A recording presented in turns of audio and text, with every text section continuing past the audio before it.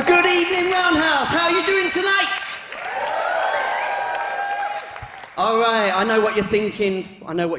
You're thinking that Ollie Murs has let himself go. But it's all right. So welcome to the 2014 Roundhouse Poetry Slam. Make some noise.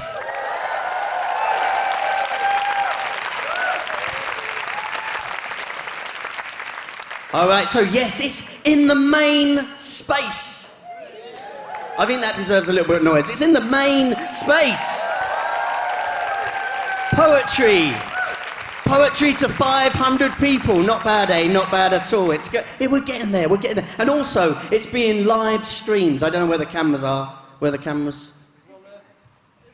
I can't see you. Hey. How you doing at home? So you can watch it at home when you get home because it'll still be on the internet if you want to see your faces in the audience or you want to see your favourite poet on stage. Because we are joined by 16 of the freshest, brightest talents that the UK has to offer. So please give it up for these guys.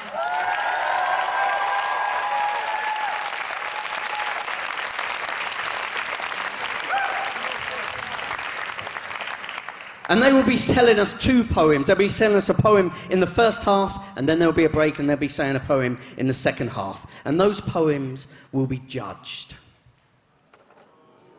Thank you, that audience over there, yeah? Not so good over here, was you? Okay, so let's try that again. So those poems are going to be judged. Yeah. By our distinguished judges over here. So I'm going to introduce them, and maybe, I don't know, maybe they want to say a line each or something about what they might be looking for on this stage tonight. So first up, I've had the honour of hosting with this poet before. So please give it up for Deanna Roger!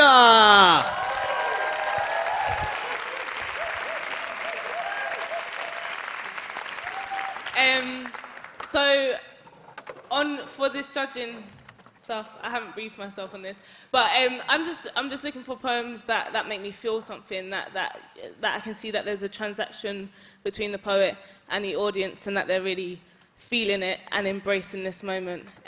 But just have fun as well. Just have fun. One more time for Deanna. And we also have the fantastic Inua Elms. Hi.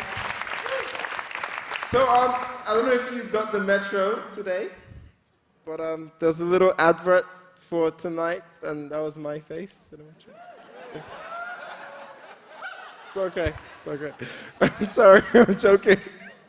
So, what I'll be looking for is identity, is voice, is who you are and how you say the same things. That's what I'm looking for. That's what I cherish most in poetry, just getting a sense of the person's history, person's values, all that jazz. That's what I look for in poetry. Cool. Thank you, Inua. And last but not least, we have the very beautiful Len Sise. Thank you. I don't know if you saw the Metro today, but there's a little section, Crime Watch. Yeah? Yeah. Just wanted to get my credibility sorted for my urban tag. I just want truth. And truth could be funny, and it can be serious, and it is always original. Thanks, Len. Thank you, guys. One more time for the judges.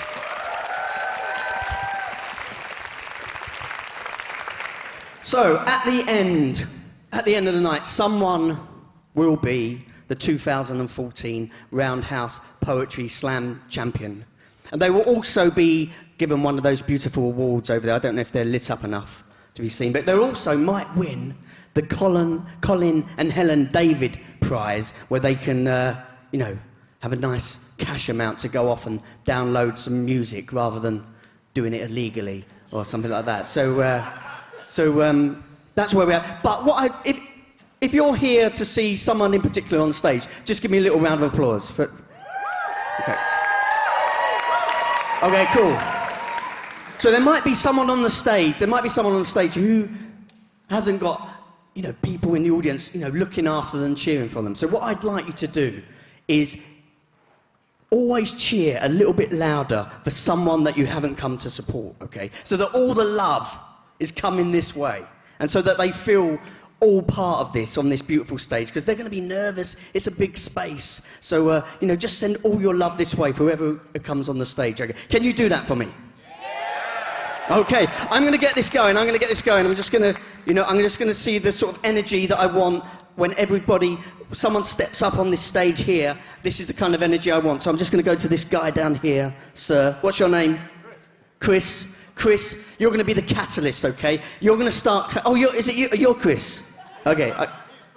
Okay, Chris, coming through this guy. So, Chris, you're going to be the catalyst. Serves you right. Okay, so you're going to start clapping, not yet. And then that clap's going to move back. And then by the time we get there, we're going to have, maybe a few whoops and hollers. By the time... I can't see at the back there, but give us a shout at the back if you're at the back.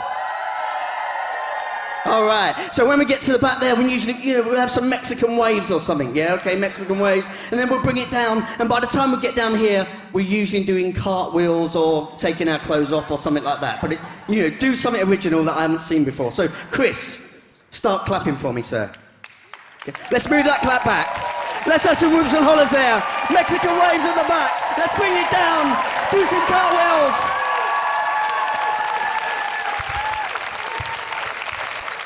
Marvellous, I think we're ready. I'm going to invite the first person on stage. Let me get my list out. So Chris, start clapping for me. And move that clap back. Please welcome to the stage, Becky Fernley!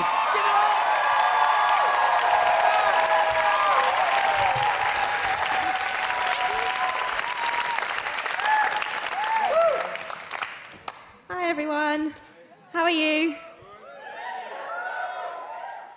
This poem is to someone very special who, one of many people, helped me through a panic disorder a few years ago. It's called Late Evening Pasta. We sit opposite each other with a light on above us, as if this is an interrogation, except I'm not entirely sure which of us is expected to confess. I have a feeling it might be me, but that's okay, because actually I'm smiling. That's the effect you have on me. You watch me twirl my fork around the empty air. The steaming pasta in my bowl just sits there, and you say, "Oi, will you eat something?" My belly is not so much full of butterflies as full-size African wasps, waging wars against lesser wasps, barricading me against alien colonies. I am a fortress against feeling. But I skewer pasta on my fork and I try to eat it. For you. Because you mean that much to me. And we laugh about it. We joke about how I can't even talk to a boy right now without having a panic attack. How the words "I love you" give me a stomachache, and I have thrown up so many times recently that I can't even tell the difference anymore between Marmite and birthday cake. We talk about how fear is actually quite funny, how it makes you shake in places that under normal circumstances you would forget even existed. Right now, you're acting like the rain that nearly washes this whole hideous illness away. I'm nearly me again, peering out of the porthole of myself and remembering how much fun the world can be.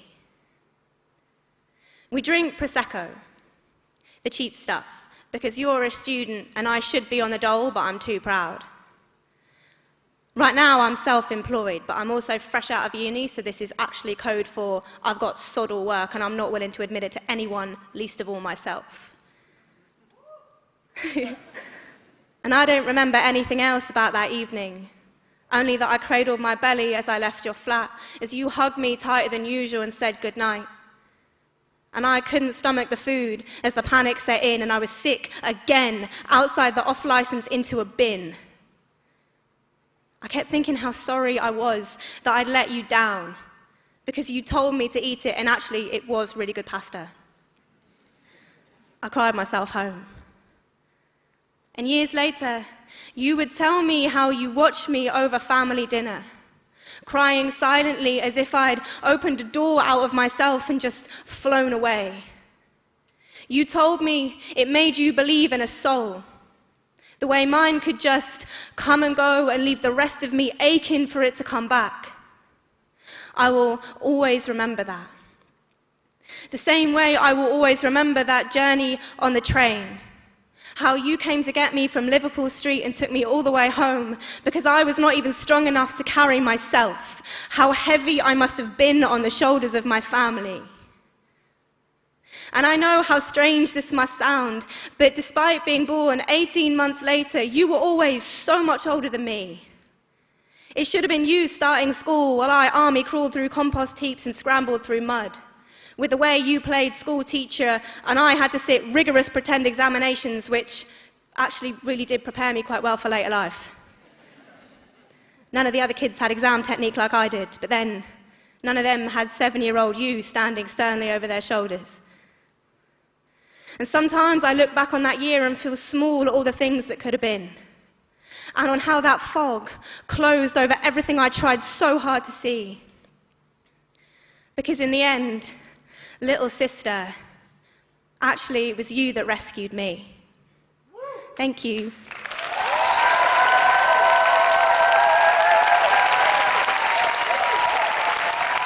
Let's hear it one more time for Becky.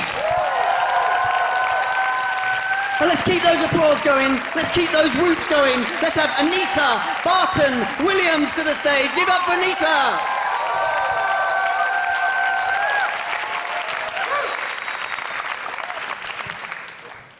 This poem is entitled Insomnia. TV lights pulsing, TV lights pulsing. They invaded the space between my legs. Today's friends speak a language I don't understand. At 22, self-love, self-worth, self-confidence are the English subjunctive. I spent 9 years old to now as an actress. Yesterday's friends carried me to house parties in Heath, and grey bandana youths would grind their egos on me. No resentment for breaching fingerprints, resentment for my standing last on the list after hazel eyes, long hair, the lawful amount of melanin. So I wanted to bury myself under Collie Bud's Dublin Caesar Club because I couldn't tick-tock and he expressed a tenuous interest, so maybe my virginity would make up for it. Graze your ears on my thighs and you will hear yesterday's friends approve a 23-year-old who pushed keys of coke, dislocating white lace in Crystal Palace Park. Do I make it sound like an encounter free of manipulation? I had just stepped into age 16 and beautiful was an adjective he doused me in. Today's friends believe I slept with that 5'7" French gent. He pulled out chairs and I gave him money for petrol. Begged me to unpick braids so he could see an afro under derogatory description so I could be the black woman the empire had promised him. I ate whole Scotch bonnets every day but couldn't burn the fetish from his lips. I was really 4 limbs of pity for a person matriculated in Class A's and Class B's.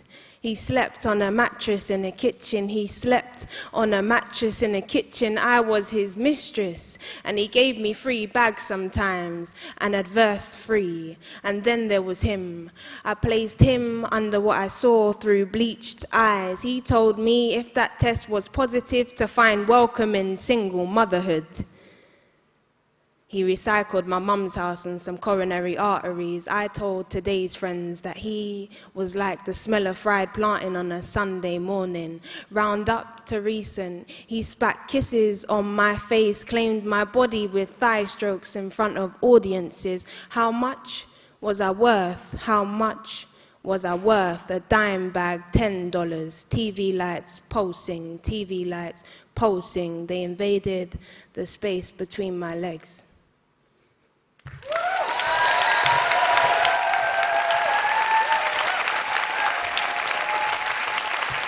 Let's hear it one more time for Anita. Keep that applause going. Let's have Abadir Harsha to the stage. Give up Abadir.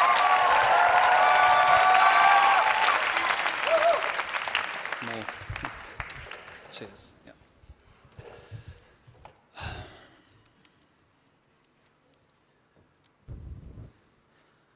My home wears a wedding dress made out of bullets, and the groom has fled to Europe. London, my metropolis miracle of mayhem that I entered through Stargate. Red was now the color of pride, a foreign language that was a cocoon to a caterpillar. Only this time I changed into a forked tongue anaconda. I answered to raining red buses that sliced the afternoon scene. Every morning I walked into a vortex of dead, blank stares. We were slaves to the underground. We were slaves to the underground. Our blood run like escalators, and gaseous exchange was northbound or southbound, westbound or eastbound. We went through the bicuspid valves of barriers that barricade us like battery cages. We answer to technology. We answer to metro, murder, melancholy, where someone is either dead or missing. London, you are my oyster, but I expired. You see, we live in a city that isn't afraid to swallow us whole. We breathe beneath the underground, and the underground is where we breathe. Technology has become our second nature. We trust it. We even socialize with social networks, but we fail to inbox our life. Time. Time is the only thing that we haven't found a reply button for. Send.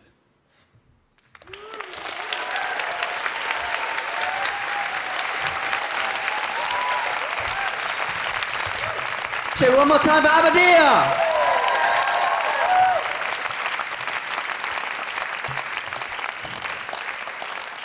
Okay, judges there, you doing okay? They're all good. We're all good. Are we doing okay out there? Enjoying what you heard so far? Okay, let's get our next poet on. So Chris, start making some noise down there. Very nice indeed. Let's push that back. Let's hear you from the back. Let's bring it down. Please welcome to the stage, Sophie Hall.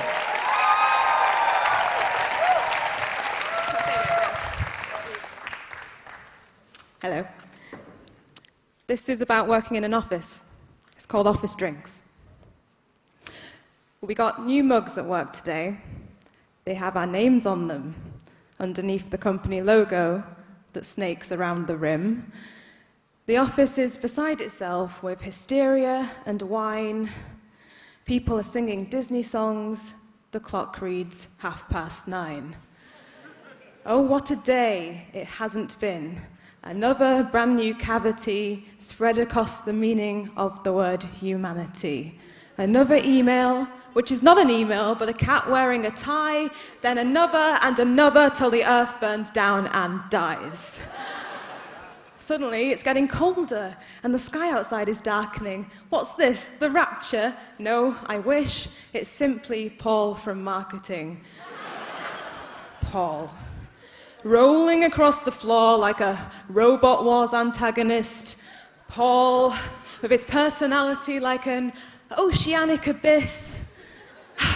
And I know what he's going to say because I know what he thinks. Say, guys, after work, I don't suppose anyone fancies some office drinks. Office drinks, he says. An endeavour that is more unsatisfactory than a battery-powered battery charger that's just run out of batteries. Paul from marketing, the dawn of the living dead. A man that should be doing absolutely anything else instead. Office drinks, drinky poos, a round of cheeky bevies. Is my heart filled with rock salt, or is it really just this heavy? I cannot think of a worse reason that I would be less richer than spending it with you in Wetherspoons ordering a woo-woo picture. And the thing is, I like alcohol. It's my favourite anesthesia.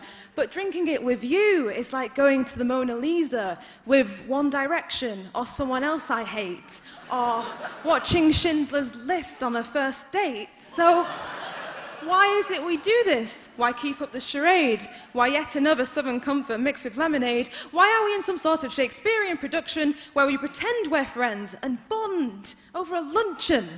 Why are we earning money to then spend it on each other? Why am I getting 5 hours sleep to ask about your mother? Why am I giving money to your wedding card fund? You're happy already. I have no change for lunch. Do you know what was concluded from our last team meeting? That maybe the team wasn't having enough meetings and should have some more meetings about some more stuff and really get to grips with why we're not meeting enough. What does it all mean? What makes people think that the way to solve our problems is a cheeky office drink? Office drinks, gin o'clock. I mean, it's not even a time. It's not even on the clock, trust me, I checked mine. Office drinks, a couple of jars, a birthday treat for Anthony, a proper night on the sauce from the Archbishop of Banterbury. Anyone for shock therapy? I'm sorry, call me pensive, but isn't a pun on shock therapy incredibly offensive? But apparently not. Apparently these things are normal and helpful to make friends at work, enjoyably informal. This is what I'm told, but it is not what I think. But it's this other P45. See you at office drinks. One more time, Sophie Hall. Keep those applause going. Keep those claps going. Let's have Maria Ferguson to the stage.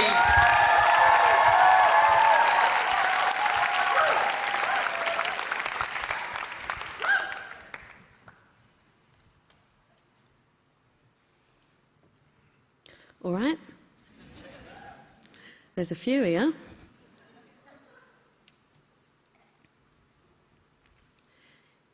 He gave it to me for my 21st. Said it was his favourite shirt. And barely even released it from his grip, kissed me on my forehead, placed it in my hands. He said, look after it. And I have. Somewhere on the other side of this city, my rosary beads hang around his bedpost like a noose. Back from the days they were fashion accessories, and I told him, if you're going to wear a religious artefact to emulate David Beckham, they might as well be genuine. I got them in Rome when I was 18, used for penance after confession, and my RE teacher asked me what I did to warrant so many Hail Marys. I said, that's between me and the priest. And the big man upstairs, if he's listening. They used to smell of rose. But after years hanging from his open window, the breeze took away their scent. I guess he's always been careless. You sit opposite me now, sipping a pint of Stamford Press, and I think maybe some things do change. You never used to stray from Crony. And the hours pass like seconds. Time always runs away from us, slips through our fingers. It's been nearly 6 years now. And I still remember the first time I saw you wearing a beanie hat and a cocky smile when I knew you'd be important. You had longer hair back then. And I had a heart that was still intact, that didn't know what it was to love someone without having them love you back. You're talking about a girl you met last week. I ask her name, if you're going to marry her, and if I need to make some life changes. I'm only half joking. Laura, yes. Yes. You laugh. Ask if I've met any more wankers in Shoreditch. Of course I have. Produce streams of photos of men with beards and shit tattoos, none of whom mean a thing. You say it doesn't matter who it is, I'll hate whoever you're with. You're only half joking. Because these days, we don't live in each other's pockets. But we still line them like forgotten coppers. I'm left wondering some days if either of us will ever be enough to make up the change. My parents ask after you on Sundays. Casual inquiries over the gravy, and so I starve myself of you for weeks until I can't bear it. Live for the night, carry on regardless. My heart is a TARDIS, a whole lot bigger than I'd ever let you see. Because these memories, they hold too many colours. If I could, I would dilute them to neutrals, spin them into circles, wrap you up in them. But I can't. So I'd rather keep you in a bottom drawer with that United shirt of yours. Wear you just a few times a year to show you I still can. I'd rather hang like a noose from your bedpost, blowing in the breeze of your window, watching them come and go.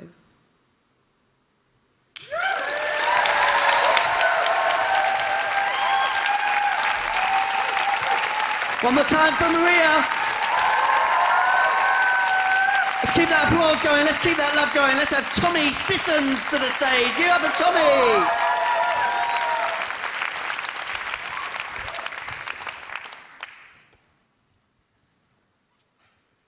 Today, I turned 18. And that means strewn balloons, cake and 12 packs of lager. And that means a main course dessert and a starter for breakfast, only the full English will do. And tonight, we'll explode, like when propane's lit. We'll dance the night through on some Soul Train shit, looking dapper. Bobby Dazzler, fresh clothes from JD and Top Man. My mate's motor is a road rage risk. We will conjoin with the hybrid and dance till it's sunny. Sweating like bankers in a room full of money. My mate's on the pool, he's gonna act like a bastard, 'cause you catch more flies with shit than with honey. His fake ID says he's 21. Now, I myself stood there with my passport, and when the bouncer checked it for the first time in my life, I got in legally. I don't know why I was concerned that it'd turn me away. The bouncer looked at me with a mischievous face. He looked like Ross Kemp, but with the odd hair of grey. 18 today, mate. Yes, 18 today. And then I was struck by exactly what that means. More than all of them clubs by the beach, more than being guaranteed service, it means that my childhood is now over. Today, I became responsible. There are no light punishments now, but full sanctions. No juvenile, I am accountable for my actions, no second chances. And this title of adult is one that will forever stay, though I am no wiser than I was yesterday. See, age is like a delicate flower in the downpouring rain of time. Life's short, but it's the longest experience you get, so I'm going to be living mine, and I'm yet to turn 20. But even I have begun to think that youth is wasted on the young. We grow up too quick. Our role models are dealers, thugs and pimps. We want to be adults, so by the time we're 6, we crave Benson and Hedges with our Panda Pop and crisps. But today, I turned 18. Today I can drink, today I can smoke, today I can gamble, today I can vote. I am legally a man. But I'm scared, like a child. Now, I'll still do everything I did as a kid, only now I'll do it legally. On that night when I turned 18, I became what the children dreamed to be, the only dream that's ever really certain to come true.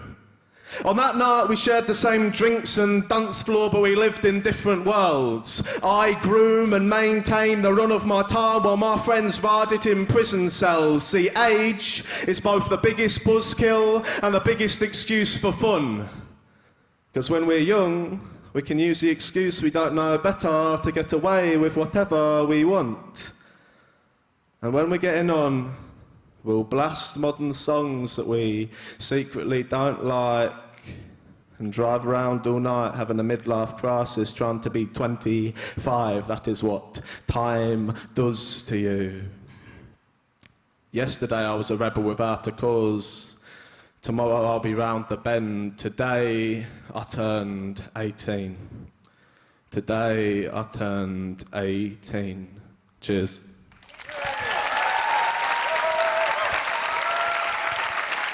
One more time for Tommy! Let's keep that applause going. Please welcome to the stage, Rosemary Swainston.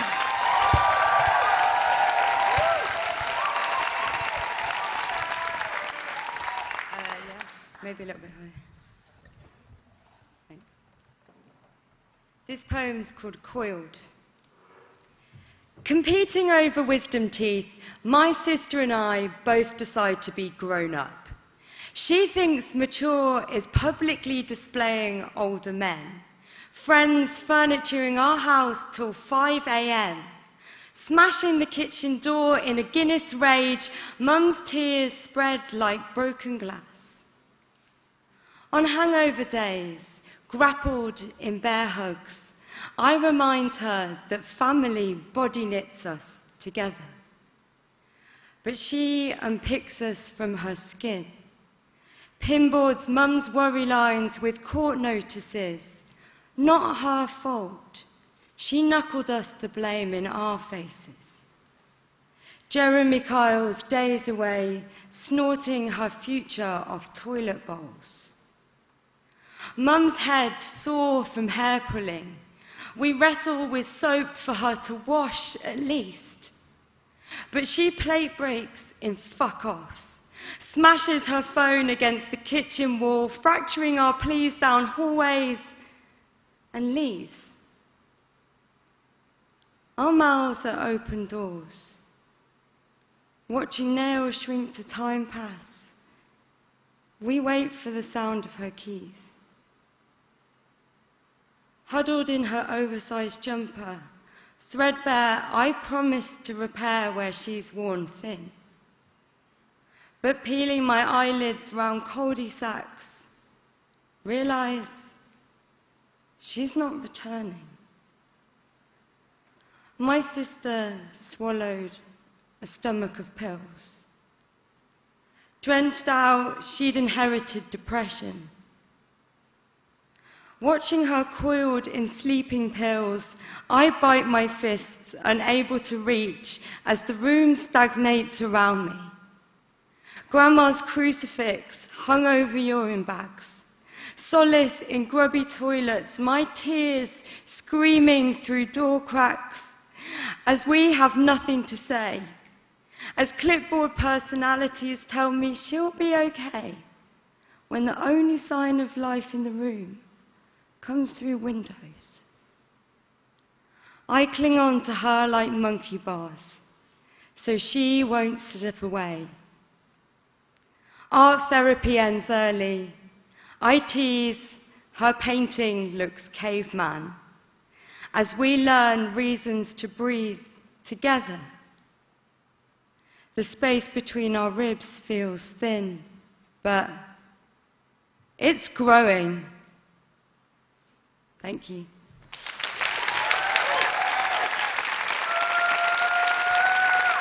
One more time for Rosemary. Keep those cheers coming. Send some love this way. Let's have Izzy Tennyson to the stage. Give up for Izzy.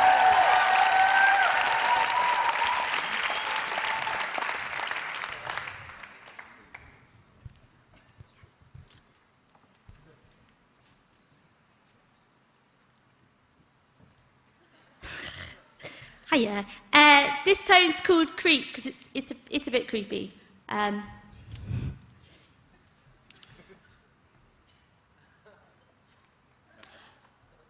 You're a star in the dark. I don't know whether to be scared of you or... The thing is, our displays of public affections would create grotesque spectacles, like a set of fireworks of dull, mould colours, completely on my behalf, by the way. Like a sickly slug slipping off a flower. I've gotten so fat off you, you've got me off my tits again. But Christ, you're so normal. You walk in and out of doors like they don't open or close. Me, on the other hand, I'm a fly stuck on a room. I even annoy myself now. And when we go to the places that we go to, well, I mean, I go because you go. Where girls' faces are made up like Picasso paintings and we all collectively throb to noise and schizophrenic lighting. Well, you know, despite the places that we go to, despite the chaos, if you stirred, I would notice. I would notice. Fuck you, actually. The only reason why you're not in the moment is because you don't want to fuck me. And when I think about fucking you, your glowing electric face illuminates mine through a screen. And even though I know that your countless images of various smiles judge me, it doesn't stop me. And even though you'd feel uncomfortable with me doing that, it doesn't stop me. But I want you to know that it's not actually about the fucking you. The whole thing isn't about the fucking you. I just have the constant urge to check that you're okay, because I'm the little yapping dog that cares when you don't come home. So I'm making this terribly poetic when it's actually not very interesting. I just care. There. Thank you.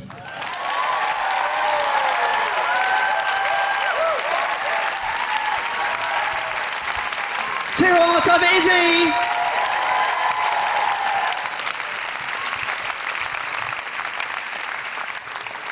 Okay, we're halfway now. You've seen half of the poets, got the other half to come. So let me hear some noise if you've heard something that you like tonight.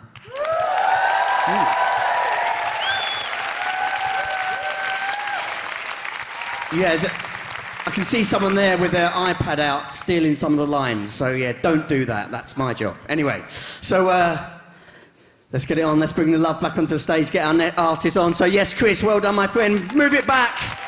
Let you hear you at the back there. Bring it down, do some cartwheels. Let's have Tim Knight to the stage.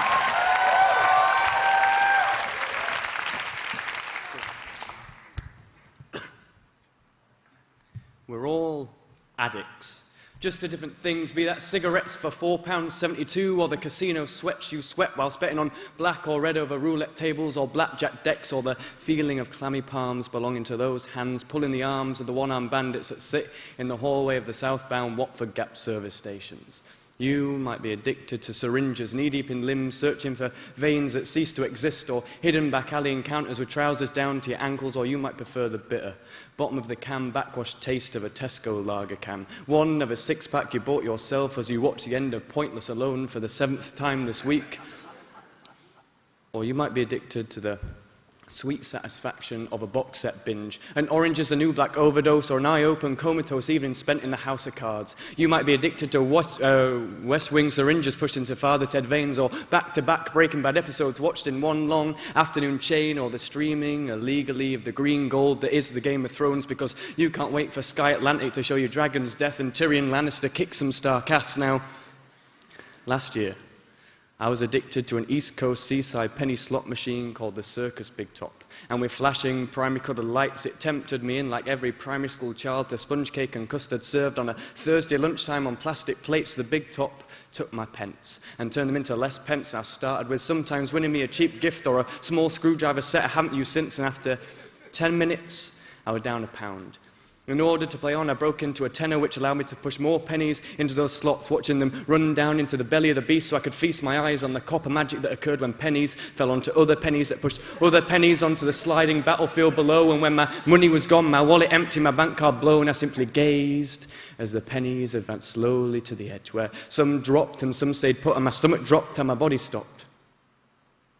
Limbs ceased to move, as if I was stood atop a tall building. Nothing suicidal, mum, nor anything like Freud's death drive and beyond the pleasure principle, but I felt this kick, this natural impulse that affirmed the urge to live, the urge to win more pennies and 2p's and more small screwdriver sets than I'll ever need. Now got so caught up in my penny slot addiction, I forgot I was in a public place, a space where other people got on with their day, and from the cashier's desk place somewhere in the centre of the arcade, a voice shouted to me saying I was in breach of the peace, causing upset to the mothers around me because swearing won't make you win more 2p's, so I left.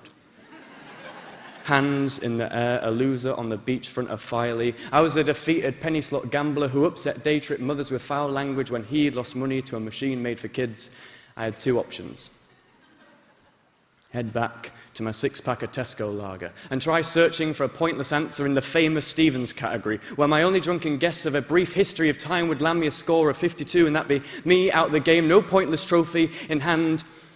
Or I could head back home to Netflix and queue up a season next on my list and join the madmen in their downtown New York offices for 7 seasons worth of suits, smoking, and Don Draper decision-making, a far safer addiction than the circus big top penny slot machine housed on the beachfront of Filey. Ta.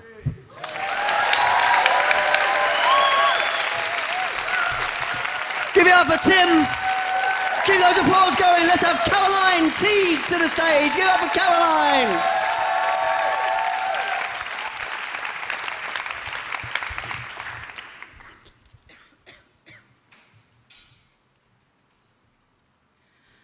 I have a tendency to fall in love so easily. I mean, I fall for people completely, relentlessly. The kind of trapped on a tin can bumper car ride, slide my hand into the back pocket of a stranger and tell the person who hands me my soy coffee over the counter that I've fallen for them, all because they slipped a little extra sugar into my awful morning type of easy love. You know, for someone so jaded around the edges, I spent my little life with my arms wide open, hoping a soft set of hands would reach out to meet me as I tumbled towards them. I kiss, like it might be the last time somebody touches me before my body gives way and I'm dust. I hold, like I can squeeze a whole lot of memories into the shirt of an unknown and tuck a little tenderness into the sleeve cuffs. I break, like a hard-hit double-glazed window pane whose frames had a fistful of repressed rage battered into its belly. I keep all manner of malice and mistakes like pressed leaves into pages of favorite books that can shimmy out something to hold on to when you want to reread a story you'd forgotten a long time ago. I cry. Like I have stood on a platform and waved goodbye to the only person who will ever really understand me every time something ends between me and a sweetheart and sweetheart. My black and blue body sings like a violin made out of a busted doorframe and a set of old radio wires played by a boy in Takrady who needs to feel music from his fingertips without the means to buy an instrument. I get lost, deliberately, without a single sorry into the ache of needing synchronicity, folding down pages on my health and well-being till the day comes that someone else's sense of self isn't my responsibility. And lately, I haven't felt all that pleased at the ease of feeling this. On a Tuesday morning, I put my heart into a pickle jar of maybe next time, put on full war paint makeup, pulled on an overcoat of misdirection and took a big balloon-size breath of brave face as I scribbled on the glass, use only in an emergency. See, my love was designed to be a home of hospitality, and I'd usher bruises inside like they needed nothing more than a hot meal and a place to rest their weary feet. But I've had muddy, studded shoes dragged into the gut of me, had every crumb of nutrients wolfed down like I was going for free. So I think I'm closed for business. Or rather, I'm down for refurbishment. So when some stranger comes along and slips their possibilities around my waist and into my eyes and across my doubt, I'm going to apologize and tell them, I would love to love you, but I just fall in love too easily.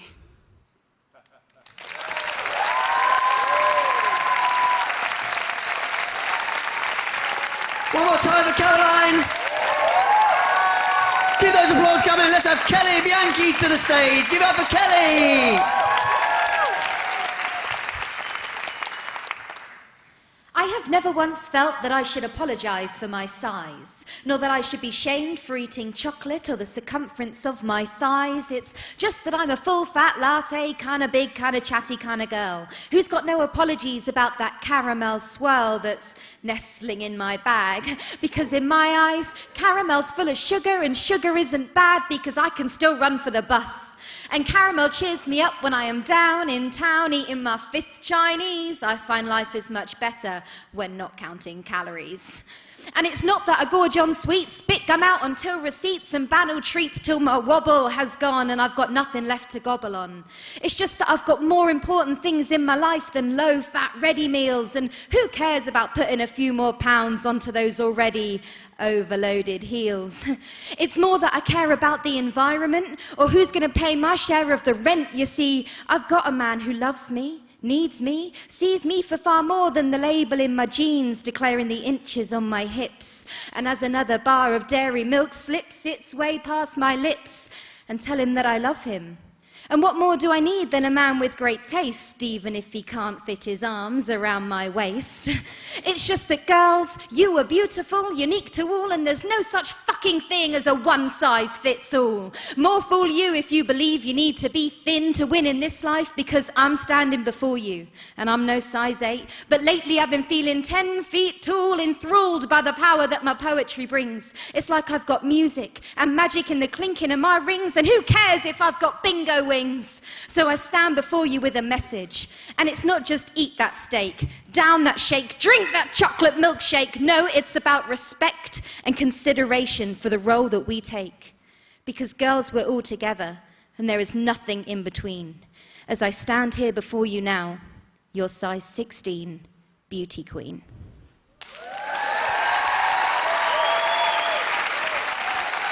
One more time for Kelly! Keep that applause going. Let's have Paddy Hughes to the stage. Give it up for Paddy.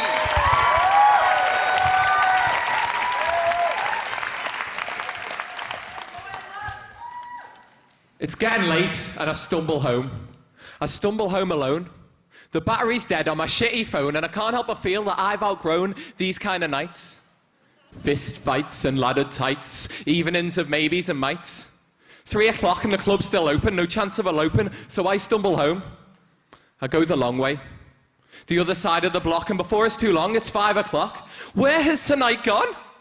Where's tomorrow gone? I could have sworn that blonde girl was the one for me, but I'm just too old for this. It's time to go back. My detour takes me the way a taxi driver takes a tourist. It takes me around town and more. It's the long way home. It gives me time to think of the chances I've blown, think of the highs and the fucking lows as I pick the crusted crystals from my bleeding nose. But I'm so self-involved. I'm so concerned about my own life that I don't see the lack of fucking light. The boarded houses standing bare, the smell of smoke lingering in the cold night air, the empty streets occupied with Tesco bags. Ripped up porno mags, bits of joints and crumpled fags, littering the floor, littering the street where feet once tread, the floor where instead of building a better future, the council builds a bidding war, selling properties for £1, £1, 100 pennies that litter the dirty ground where feet once tread. And eulogies cover the walls. Graffiti where there used to be footballs, the footfall's near zero around here now, and I just mess about a bit. Jump the puddles, kick the grit, and I'm spitting for the fuck of it, just stumbling the wrong way home. My head spins and I move on along the empty street, thinking about the blonde girl, borderline bond girl, why didn't she look at me? And eventually I get to a house with no number, and I start to think. I start to actually wonder about who lives here, about the children that hung on the walls and their pictures that hung on the walls, and I think about the city. And how it's such a pity that these buildings have been left for dead, left for rubble, left for rot, left to remind us that it can all be taken away like that. I'm back in the club, the blonde bond girl's gone, and Simon's so fucked he's chatting up John, teeth chattering, trying to ignore us, rest assured, but in the morning he'll be home and he'll have forgotten it all. But I'm here. It's 6. And as the sun begins to rise, a glimpse of that golden globe peeks over a busted roof, and I think, if I wasn't here, then this wouldn't be a street. Without my feet planted on the floor, this is just a road that isn't used anymore, a scar on the belly of a city, an infected organ that was removed and not improved because it's easier to shut things down. And as the light appears, a picture in front of me reveals the drawing of a sun shining over a street, crudely sketched on a boarded up metal sheet. Well, it must be 9 when I get home. I have a cup of tea and I charge my phone before I fall asleep. But that night, I don't dream of the blonde bond girl, or worries of being old. I dream of that picture coming to light, and the light revealing the empty streets that have been pushed to one corner, homes evicted via court order, front doors with no latch but a wooden border. And I dream of a dot on a map making zigzags, moving along a street that doesn't exist. A glitch, a mistake, or a fuck-up. One the cartographers must just have missed. Thank you.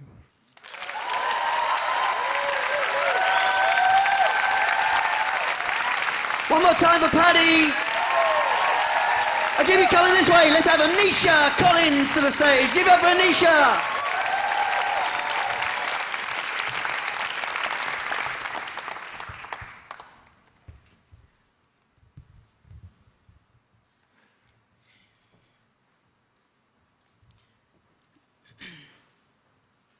When I was 19, I came out. I wanted to peel away the shame from my skin the same way spring rips away winter's face. There were 2 words I needed to say. They were made a big enough sentence to be met by some as toxic, but small enough to not be able to slide back into my mouth once I had said it. December, university. I met 3 others just like me, rising in popularity, ready to speak, keen to be set free. We took a bus to the town center, stood in a place where everyone would see our face. I felt our words wrap themselves around the air, lasso the eyes of everyone near until they all stopped and stared. I took a pause, then gently said, "Jesus saves." Now, I don't know if they continued to watch because it was the first time they'd heard his name said with a smile on someone's face, or because we weren't saying his name as a substitute for a profane phrase, but something changed. I decided I would no longer be ashamed of my faith. I was out. It had nothing to do with sexuality, but everything to do with my mentality. Experiences up till then had taught me I was more likely to be ostracized for being a Christian than I was for being black or for being a woman. I couldn't say I didn't believe in evolution because that translates as we're an accidental population. I couldn't say that we were created and purposefully made because saying those things just seemed to make people feel afraid. I was confused. People said God didn't exist, yet simultaneously hated him so eloquently. A little while later, I learned it was best for me to keep my mouth shut. It just didn't add up saying Christ saves souls when it was obvious that the church had so many holes. Christianity is synonymous with hypocrisy. Those in the pulpit less interested in healing, more into thieving, sing forgiveness and praise on Sunday but chant hellfire and punishment on Monday. Shame came from both ways. How can I associate with them and put myself in that category while more people prodded, why, do you believe in that fantasy? So I ran. I hid and I ran until that closet was my best friend. No one reached in and I couldn't get out. Yes, I'd been judged for being a Christian, but at that point, that wasn't the only problem. In isolation, wounds from scars buried long ago opened wide and didn't seem to want to close. Depression picked at peace, telling me and God to see if I had really healed. Call it coincidental, magical, or God-filled, but something meaningful happened to me one day. Someone looked me in the eyes and said to me, "Jesus saves." I began to understand that there would always be questions until I saw his face. And I've learned that the bad in the world isn't a reflection of God as a cruel being, but of those living in hiding, unwilling to represent him the way he wants to be seen. I'm 24 now, and I'm out from under that thing called shame. And now I don't feel 2 ways to smile and say, Jesus saves. Thank you.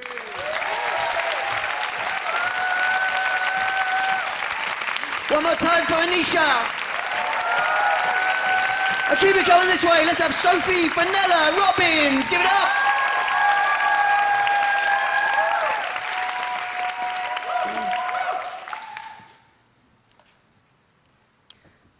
When he stood by the front door, he had engines in his shoes. His brow knitted like a worn-out woolen jumper. My father always hated waiting. He traced it back to his mother waiting for his father to return from the war. Photographs of small gardens, faded like old skin, reminded him of his mother's worry. I listened in with ears from the future, wondering what it felt like to wait for bombs to drop over St. Paul's. I'll never know what it was like, but I see fallen uniforms hanging like empty shells. Waiting was his sickness. The sounds of Monday morning traffic, the soundtrack for hours spent fretting over what might happen. In airports, his teeth would grind as he stood with his hands held behind his back as he stuck his eyes to the arrivals board like Velcro. The air waited with him like a silence asking to be broken. He didn't breathe. Breathing felt like too much of a distraction. Anxiety is in my blood, inherited like hair that goes frizzy in the rain. And when I stand on platforms in rush hour, I feel like I'm sinking underwater. Then they tell me my train's going to be delayed by 2 minutes. 2 minutes feels like walking through concrete. I can't wait. I decompose into an anonymous mass of particles and run to make time move faster. My father waited for most of his life, just as my mother waited for time to pass, and I wait for time to heal. My father closed the door when he realized waiting is merely watching time. Thank you.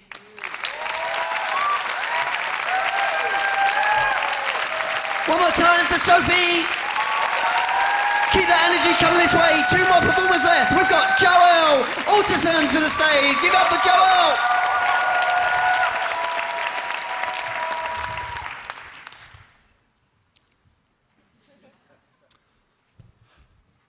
Counting days. 1, 2, 3, 4, 5, 6. He pauses, eyes closed, face contorted. All of 6 years old, his elder siblings have won spelling bees, but he, the youngest of 5, prefers chasing wasps with a stick. Far too young to appreciate the subtleties or reasons for mathematics, he simply uses lots for any number greater than 3. And if you ask him, he'll tell you there are only 3 facts in this world worth knowing. 65 million years ago, there were dinosaurs. Some animals have 4 feet, some have 2, but a snail has only 1. The top speed of a peregrine falcon is over 200 miles per hour.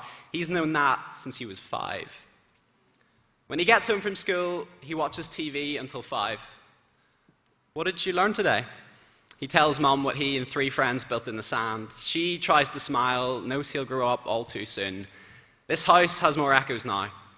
Dad works till 6, but usually doesn't get home till 1. Mum sits near telephones and won't tell the kids what she's crying for.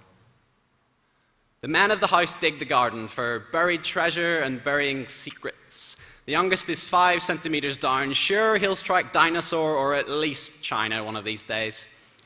His dad used to plant roses in 3 neat rows. Now he grows turnips. The thorny hedge is 6 feet high, but there's a hole. The neighbors grow turnips too. The washing machine spins at over 2,000 revolutions per minute. He watches for a while, amazed he can't even see the clothes. At over 60 decibels, he can't even hear the shouting. The phone rings 5 times and then cuts out. Mum finds him 3 hours later, racing his fingers along the edge of a chink of sunlight. He's 1. The next day, he goes to the school library till 5, reads 4 books, and learns something new in number 3. There were dinosaurs 65 million years ago, but the meteorite won. Thanks.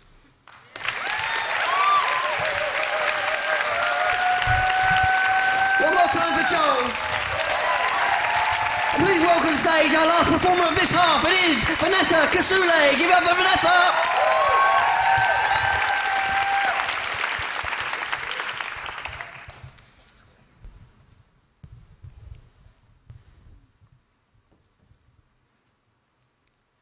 A letter to you, perpetually blagging your way through life. You who feel like a fraud, a misconceived mishmash of half-baked beliefs, cut and paste archetypes, breathe easy. We must all play this game of identity Jenga. To the young black girl stood in the furthest corner of the dance floor, whose heart marches to the urgent bark of Joe Strummer and David Bowie, who doesn't know how to dutty wine, whose behind is as flat as an extended palm, who feels more at home in the screaming mouth of a mosh pit than a dance hall rave. To the boy who's been known to kiss boys and the girl who's been known to kiss girls, may your public caress of your lover's shoulder be an everyday gesture of affection, not a willful act of defiance.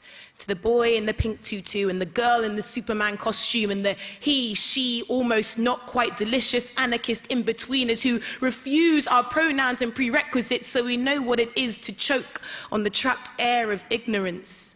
To the 16-stone man who has no time for the condescending thumbs up swung his way as he bites into an apple or runs round his local park. To the hipster, too afraid to tell her friends how much she loves One Direction. No, not ironically, with a profoundly intense and unending passion. To the feminist who's read the beauty myth 3 times yet still lusts after xylophone ribs and guillotine cheekbones, who loves hip-hop with a full heart and gritted teeth. To the people who have at least 16 different responses to the question, where are you from? Whose guts double dutch as their eyes hover over the ethnicity box on a medical form, the stomachs that bloat with the oceans their parents christ and crossed, the accents that lilt and swell like an orgy of castanets nibbling at sitars and African drums. Here's to the people that belong everywhere and nowhere. The tongues parched and gasping as a land of exile. Here's to the 40, 50, 60-year-old people still working it out who rip off the hands of the ticking clock and eat them like breadsticks. Here's to taking your own sweet time. Here's to the ways of being and seeing and living and loving that our feeble language has yet to find a battle cry for. Here's for the civil war raging inside all of us. The gristle of contradictions we pluck from our teeth and the small truths we nestle safely under our tongues. Here's to falling and failing and flying all at once. Here's to identity Jenga. Even the tallest and most formidable of towers was once just a pile of bricks.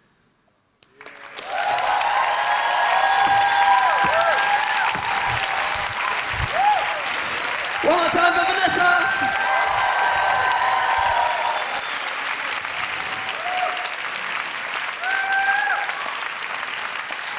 Okay, that is the end of the first half. That was amazing, wasn't it?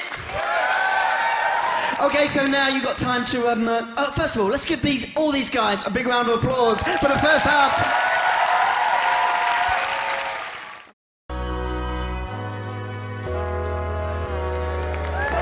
Welcome back, Roundhouse! I hope you had a lovely break. These guys had a lovely break and they're ready for their second round. Are you ready for their second round? All right, we're all ready for it. But before that, just to add to the tension, we're going to get one of our judges on to perform for you so you can see how one of the professionals do it. Not to add any more pressure, no. It's there. So, Chris, we're gonna get you onto some love. So, Chris is gonna start applauding for it. We're gonna move it back, and then we're gonna get on Deanna for us. So, Chris, start applauding. Beautiful. Let's move it back. Let's have some whoops and hollers. Let's have some Mexican waves. Do some cartwheels over there. Please welcome to the stage, Deanna, Roger.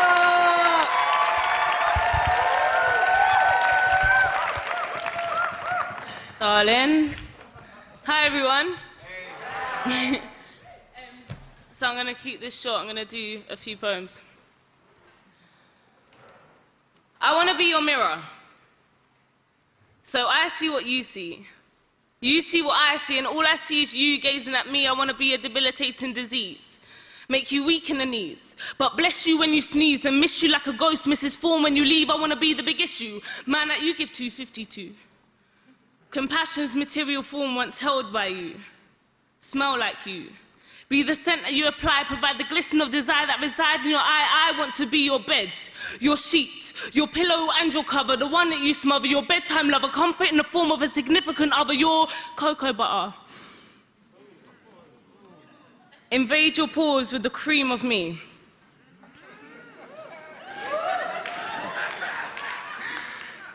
Just so I can touch you ubiquitously. Your pupils. Teach me to see that I'm the one for you and you complete me, the only Facebook message you reply to. I want to be the receptor your legs will bind to, the pen literature, most comfortable shoes, the one thing you'll never lose, the only choice you'll ever choose. I want to be every single girl you have ever encountered so that technically I'm the only one. The game you play for fun. I will let you monopolize and think that you've won fairly because I want to be the hand that you lay. I'll let you handwrite my game for. I want to be poetry, write a sublimation with a flow that's so tight like your boy. Share all instances of carefree joy. Fight your fight, share your pain, and make it my own, your phone. Use me to communicate. All feelings of love, loss, despair, hate. I want to be soaker that makes you whine, pine, the architecture of your love line. Please let me design the memory you trigger when you're down, the riddle you ponder that makes you frown with confusion, trying to figure the answer. I'll be your lecturer, guide to conclusion that it's all because you love her, me, your student ID. I want to be part of your identity, provide knowledge. See, you need me to get into the library. Fuck it. I'd even be your glass half full of Coke and JD, if that's all you'd need from me. Thank you.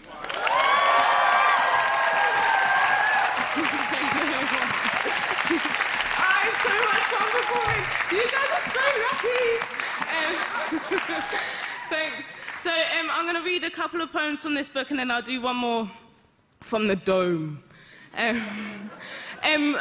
Just a quick... There's loads of reverb on here. Is there any way of getting it turned down, or is that just a deal with it thing?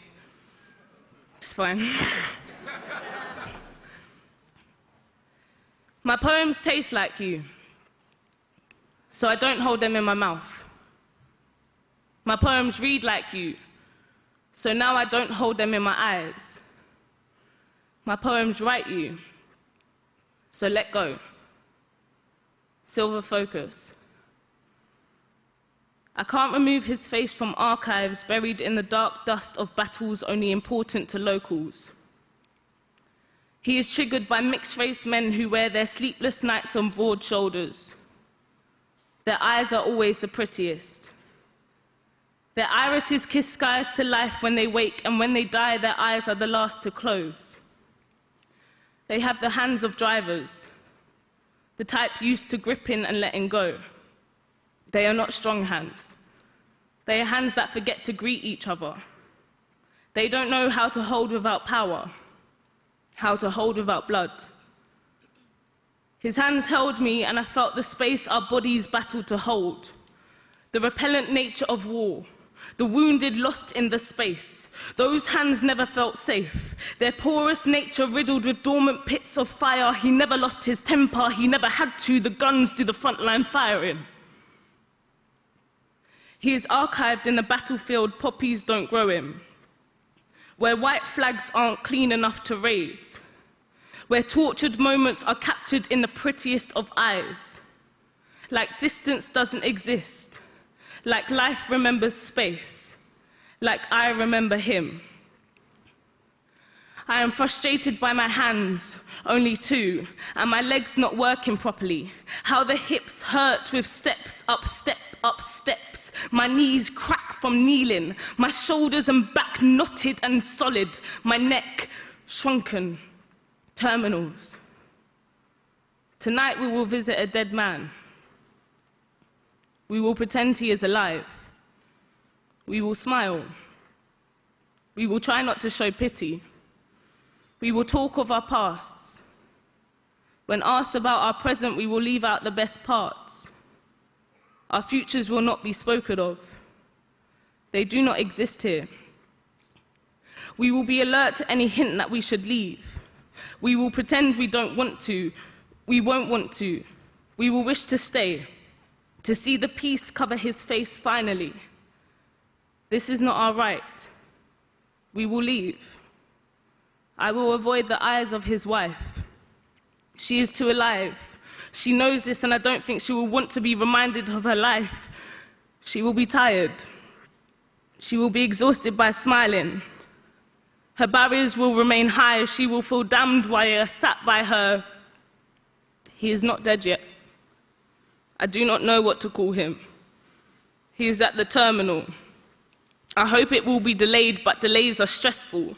I hope it is a smooth sprint along the runway. I hope his legs stretch to the distance of his kindness. I will forever remember his height and size, his gentle nature and strong hands, how he allowed us to float in our dreams as children, and how he built what cleansed and hid my tears. I hope he remembers this also.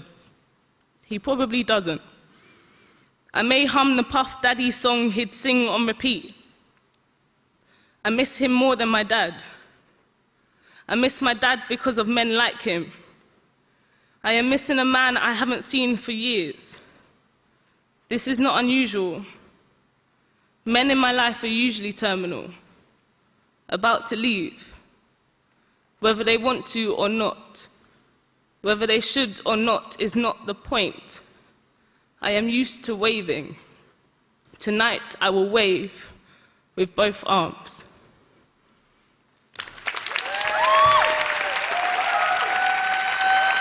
Thank you.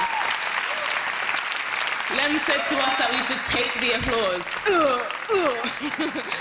All right, and my final piece was inspired by a Keats poem from Endymion, and it's called To Taliesin.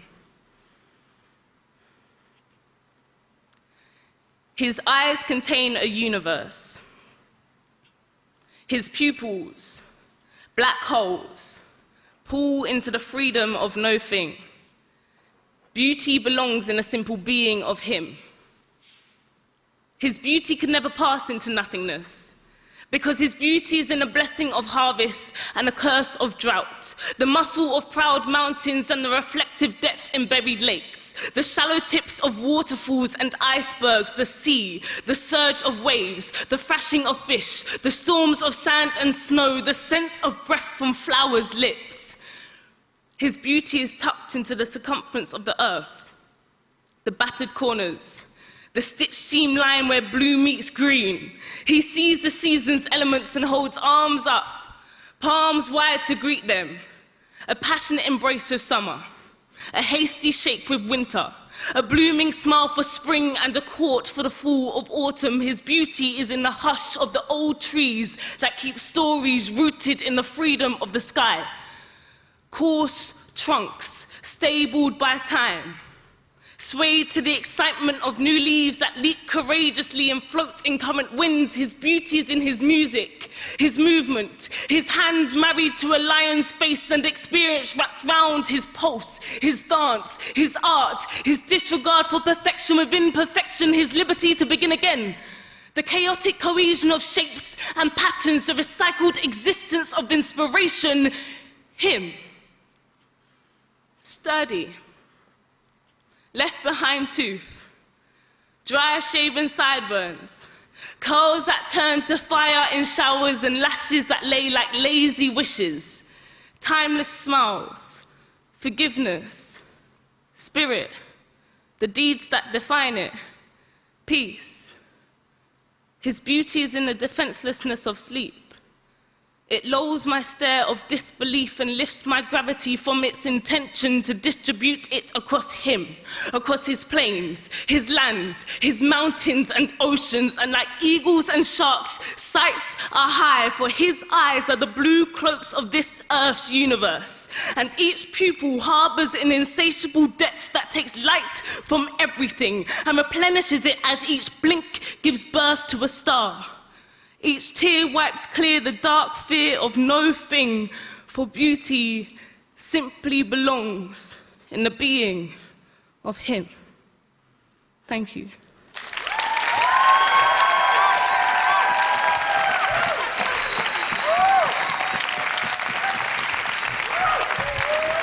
One more time for Diana!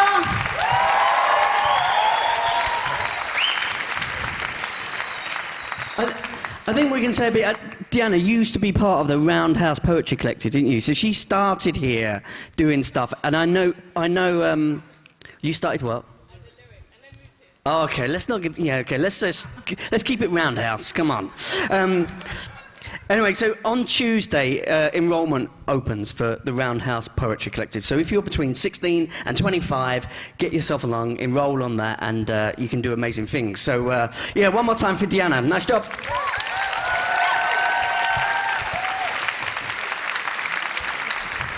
Okay, we're back on with the competition. Feeling okay, guys?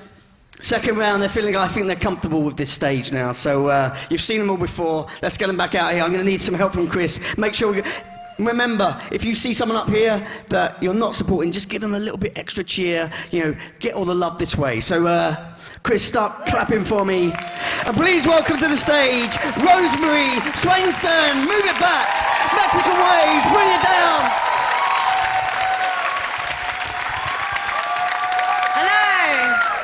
This poem's called Carpet Burns.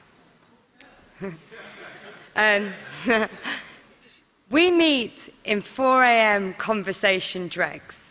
Last night's party stuffed in bin bags. You blow raspberries through my tense shoulders. Naked airlift me off unmade beds, purple sofas. My Nike Airs hovering over arbitrary ground like suspended satellites. We fist pump our way to Brighton together in fits of giggles, dive bomb our faces together, tongues helter-skeltering down piers screaming, we're dissolving into crazy! Your late night bar shifts, always ending at my windows.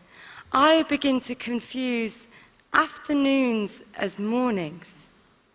Eating bourbons for breakfast, brushing teeth with chorizo, daytime spooning behind shut eyelids, daytime spooning behind shut eyelids, I crawl away from dishwasher concerns, let shadows steal reality. Nursing the fleck ring that reminds you of Mum, I rub scars thinking I can heal them. But watching you pack lunchboxes tightly, I see you need space to grieve. The gaps fill in me. Unable to suffocate, I show affection with carpet burns. Thrusting on beds, on floors next to snoring people. As infatuation dries, I find sores for reassurance. We trace our future on beer mats. Hangovers wipe them away. We never really said where we were going, only we both planned escape. The truth begins to seep through moldy radiators. We're irresponsible. Your late night parties coating my teeth. We're disgusting. I wake up choking on damp, vomit an ashtray into a broken toilet. We're aimless. You arrive at my door after wheeling into a wall. Blood spurting from your right temple, you naked airlift me off the bed, spinning me in crimson helicopters, and drop me on the floor, dashing my head into debris. The blinds lift. Why was I jealous when another girl cut the stitch from your temple? I realized I can't help. Not like this. Letting you loose, you tell me the good times have gone flat. Stomping red striped cans into my hands, I wish your mum was there to hold you down and tell you that strength is bridges between people. Ours just breathing in inches of each other, I'll still stand, even when the good times end. But you smoke us out like disintegrating moths. Watching me cry, you leave. As I break down beneath the tree, feeling dirtier than ever. Thanks.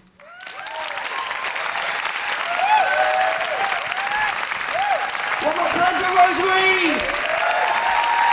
Keep those applause coming. Let's have Paddy Hughes to the stage. Give it up for Paddy.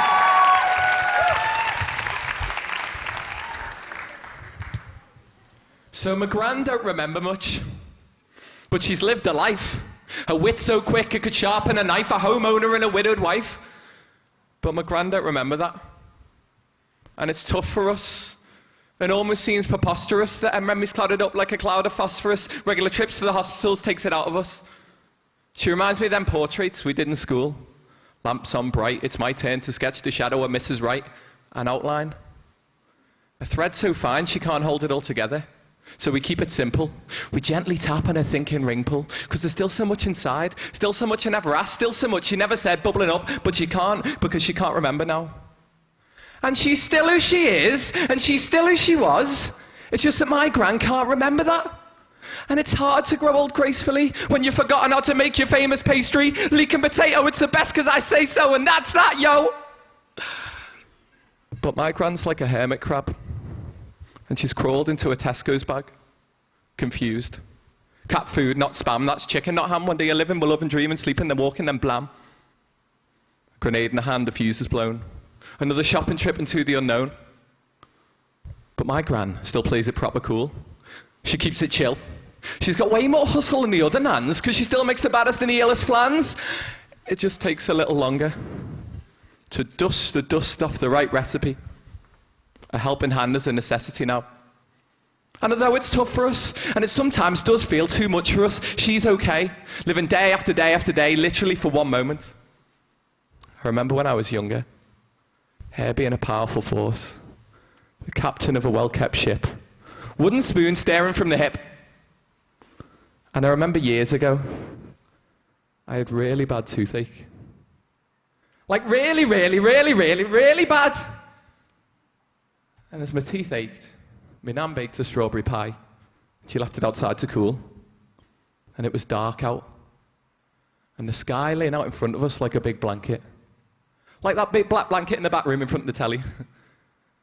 And this little golden dot spread out and shone by onto me and my nan and the strawberry pie. I asked her why. Why at night do the stars shine? And she said, it's because they're so bright. They're so bright that they break into the night. But they're a force for good, like that Batman and that Robin Hood. So be thankful they're there, because one day they'll burn out. And my teeth hurt like crazy, and Gran carried me inside, and I lay underneath the big blanket in the back room, and I watched the inside light glow until I fell asleep. And that's a memory that I'll keep. And I'll pass it on to whomever will listen. So that when my memory's gone, both of our stories will still live on. Like them burnt out stars in the sky. The ones that still appear to shine. Thank you.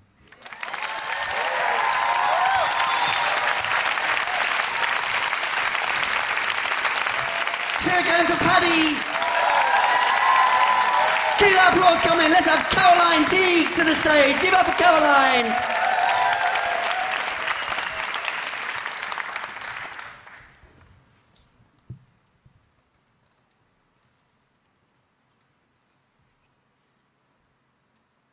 My mother has faced repression, counteracted against recession. Depression and cell degeneration have been unwelcomed guests in her bones and in her home. And yet, the night the earth heaved under the lash of a storm, causing the concrete pavement in my parents' garden to splinter and crack.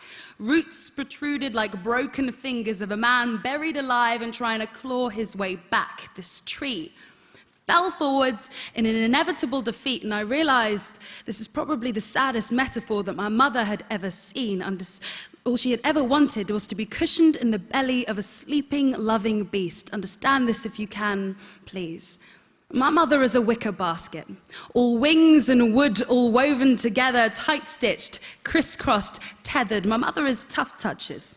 My mother is silver-wired afro coils meshed together in a scrubbing net, long-lasting, hard-wearing, industrial strength rough. My mother is not the church bell, but the rope that it is tied to. She is all plaited willpower and pull. My mother is born of both the scared and the scary. She is extraordinary patience and billowing forgiveness. I don't think that she knows that I know this, but I know this. And Mr. Freeman can still state with all the force of his British first storm that if black people don't like British politics, black should go back to where the darker tones are matched. That makes my tongue heavy, thick, swollen with fury, because there's a British passport in her grasp.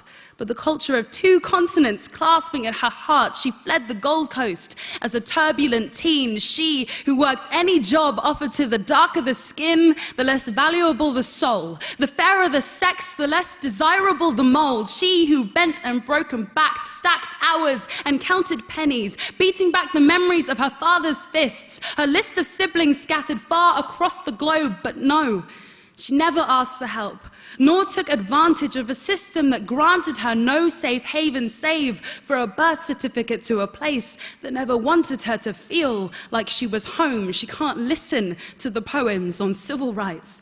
She can't watch documentaries on cultures fighting that good fight. Her love is too big, and it hits a little too deeply under her caramel skin. She is a Coretta Scott King of a lady. Background, faithful, gracious, unstated, shackled to the label of half-caste, half-hearted.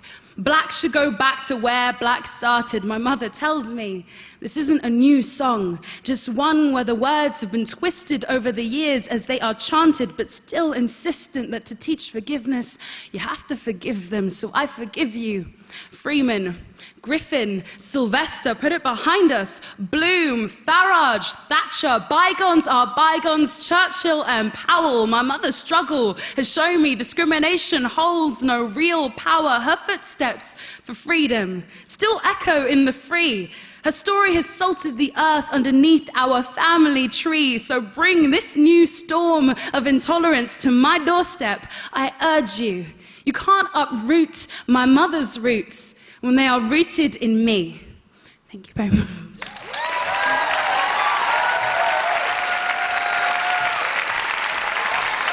One more time for Caroline. Keep those applause going. Let's have Sophie Fenella Robbins to the stage.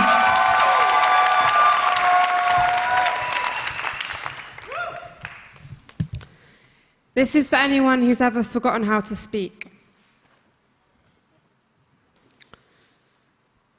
Since you became a photograph, I have forgotten how to speak. At house parties, I listen to strangers. The seat beside me is their confession box. They take their seat to tell me they don't recognize their reflection. I want to tell them I lost my shadow years ago. But I see my house broken by chemotherapy, and my tongue, a dead weight, swells inside my mouth.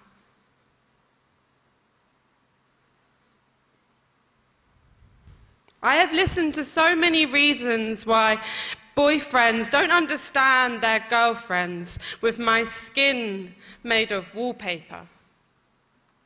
They sigh catharsis. I choke as I'm reminded why birthdays have become an acting test. I just sit there, nodding, smiling, wishing movements were words. Since you became a photograph, I dream of being a dancer. If I was a dancer, I would tell you about the weight in my bones by flexing my legs, stretching my arms, and writing all the things I can't say with the tip of my toe. If I was a dancer,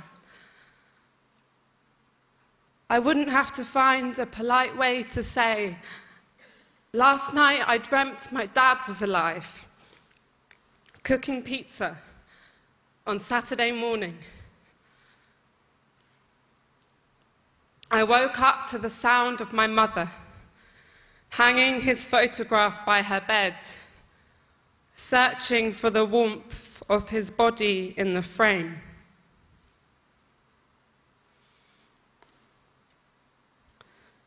I don't know how to say that. Thank you very much.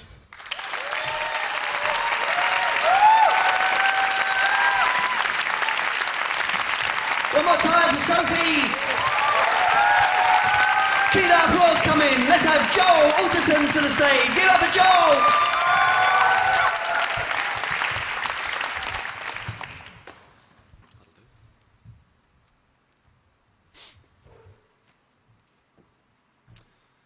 The Wind and I grew up in the same street. My mum knew his mum, his dad knew my dad, so it was inevitable we'd become each other's cold fronts. When he came to mine, we'd spit gargle juice and play Pokemon. His Pidgey was a Spitfire, my Pikachu a Bermuda Triangle. Tackle, gust, tackle, gust, quick attack, whirlwind, thunderbolt. The Wind's mother was the sea. When I went to his, she'd feed me driftwood and coconut milk. She'd smile, tell me I was almost tall enough for seabed sleepovers. She had a lullaby that went, shh. Still hard to sleep without it. The Wind's father was a one-masted sailboat. Love and hate slooped from his gunwales. When we were 12, the Wind and I found him, wrapped and rolling in his wife's arms, all full of love and salt. We watched as her whirlpool teeth and seaweed arms dragged him down, entrenched, and drowned him. He washed up 6 months later. I fetched the matches, the wind fanned the flames, and he burned in minutes. Nothing left but the salt. A few years later, we twistered out of Belfast and Gulf-streamed on the other shores. The Wind worked 3 jobs to pay for his turbine family, strictly small-time stuff. During the week, he was a hat and umbrella thief. On Saturdays, a Mediterranean breeze. On Sundays, a soft neck breath. Occasionally, he'd shoulder tap London, slip knives under the skins of tourists, and hair ruffle me when I dressed nice to remind me of dungaree days. I learned that if I turned sideways, he'd rush past and ignore me, the only answers to my leaf letters being, shh. We drifted. For years, I heard nothing from the Wind but rumors of ships chased under rocks and waves far too far up shores. One day, a long wave radio tickled the airspace between my ears, a man claiming May in November. I hurricaned home, rode across his mother's mountain back, apologizing for every oar knife crime until she deflated into a puddle. I looked the storm right in the eye, and it looked back and waved. Hey, tornado face! Hey, kid, welcome home. Thunderbolt. Thank you.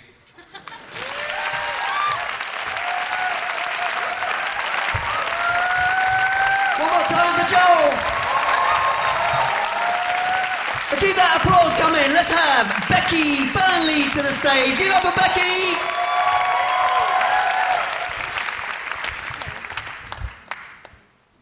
Hi. My daughter's name will be Matilda, because she's going to be powerful.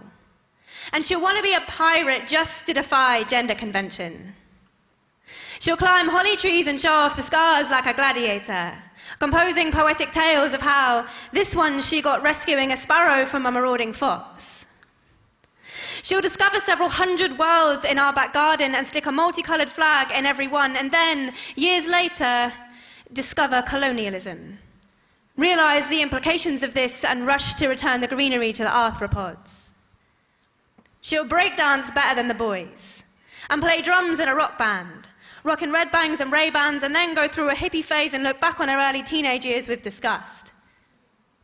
She'll love maths because it's something I was never good at, and teach me the algebraic equations I'd always wished I'd understood, and spend evenings exasperated at how little the rest of the family understood about quantum physics. She'll want a motorbike and insist that her boyfriends ride on the back, which will unnerve at least the first 3, but the 4th will love her for it. The first time a man ever tries to chat her up, she'll be polite, because that's what she's always been taught. But the subsequent times, she will use as many big unscientific words as she can to describe the inner workings of his brain, just to sort the men from the boys. And she will enjoy how free it feels to dance as wildly as she can and not care who is watching. Matilda will chase the whale and be the first at the bottom of the sea, and wear a tuxedo at her wedding and still look stunning just out of sheer defiance. My grandchildren are going to have a really hard time living as explosively as their mother did. But bred from her determination, they'll be bloody-minded enough to try. Thanks very much. One more time for Becky!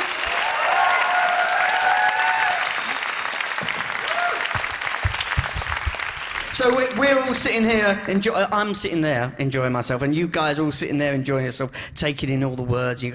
But the guys over here, they're having to make some tough decisions. Yeah, I'd be sweating if I was in your position, Deanna. Yeah. But if afterwards, if you see one of these poets, and they might not be, the winning poet, and you see them and you love what they've done, just go up to them and tell them, how much you loved it and why you loved it, because that'd be, that's a great thing, because it's amazing so far, yeah? Yeah, it's amazing, yeah. Okay, on with the show. So Chris, he almost forgot. Look at those hands. He was made for this job. Okay, and move it back. Keep it coming. Make some noise over here. Please welcome to the stage, Vanessa Krasule.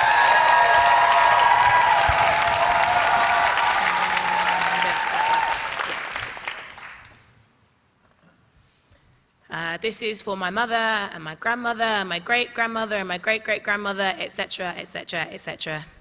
And it's called Heirloom. In a culture where depression is considered a Western indulgence, you cannot even begin to describe the damp swarm of nothingness that sits over your skull. The people you love will shut you up in a bedroom with a towel under the door so your sadness does not permeate the air or poison the stew.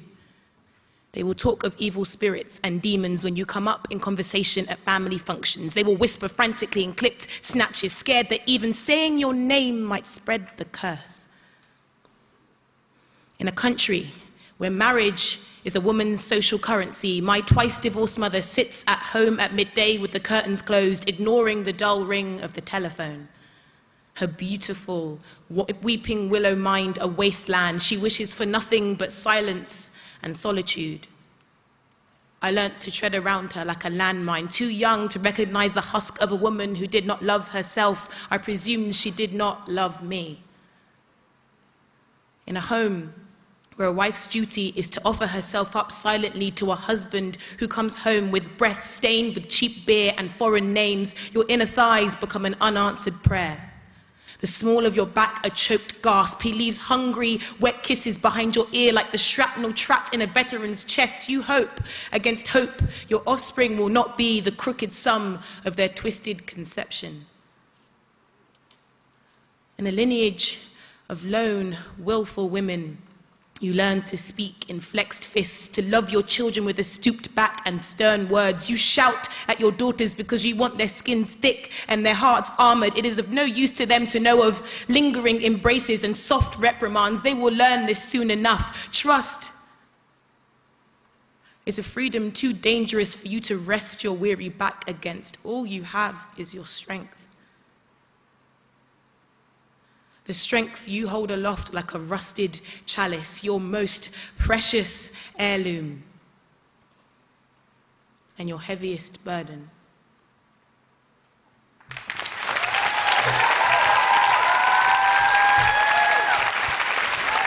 One more time for Vanessa. Keep that applause coming. Let's have Abadia Hasha to the stage. Give up for Abadia.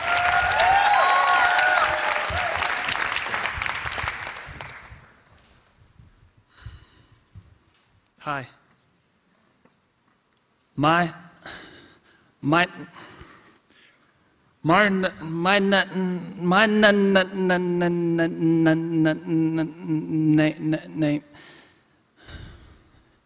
Have you ever had language enslave you?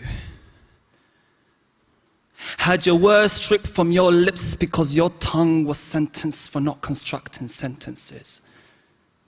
Have you ever had your nouns convicted for stealing from your verbs, your syllables in shackles, and your syntax a broken record?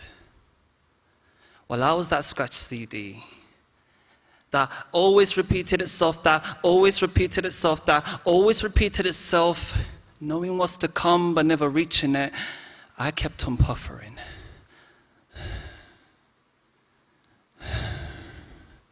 And that irritated you. So instead, I lowered my volume mute so that no one could hear me. And I did. But I became a well afraid to come to the surface. My confidence caved in. But I let all this anger build up. This frustration to pile up, this playlist to stock up until I thought I was Hercules. So maybe if I stomp the ground hard enough, I could create earthquakes so people can hear my appeal. Haiti, listen. I am here, and I know that you can all hear me, but you have to wait for my tongue to load. Wait for this silence that you sprayed with laughing gas clears. Have you ever had language enslave you? Had your words stripped from your lips because your tongue was sentenced for not constructing sentences? Have you ever had your nouns convicted for stealing from your verbs, your syllables in shackles, and your syntax a broken record?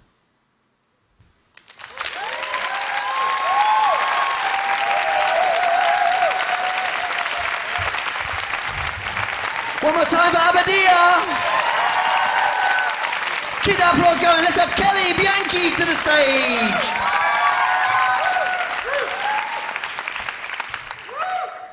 This is a poem called The Art of British Sign Language. I want to make poetry for the ones who can't hear sounds, who can't put their ear to the ground and feel the beat of my poem rise up to them, knowing that this message is going to hit them, and hit them hard it will, because I've got these fingers and they've no plans for keeping still. Because deafness, it isn't just this.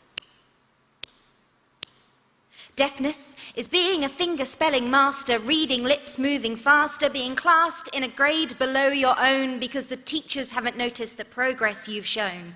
Deafness is fake smiles, sat for miles on trains in silence, seeing the violence but hearing no screams, stuck behind a TV screen. And I want to scream, oh, deaf boy, let me be your ears.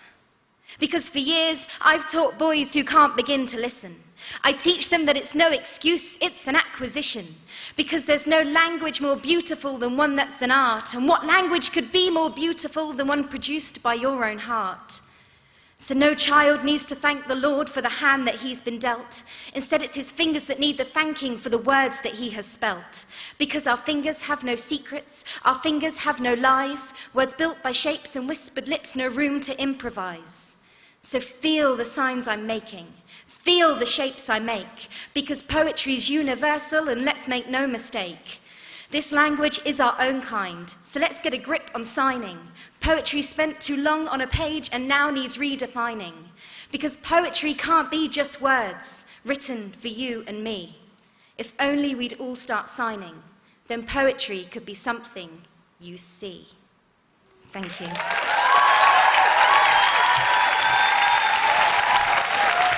One more time for Kelly.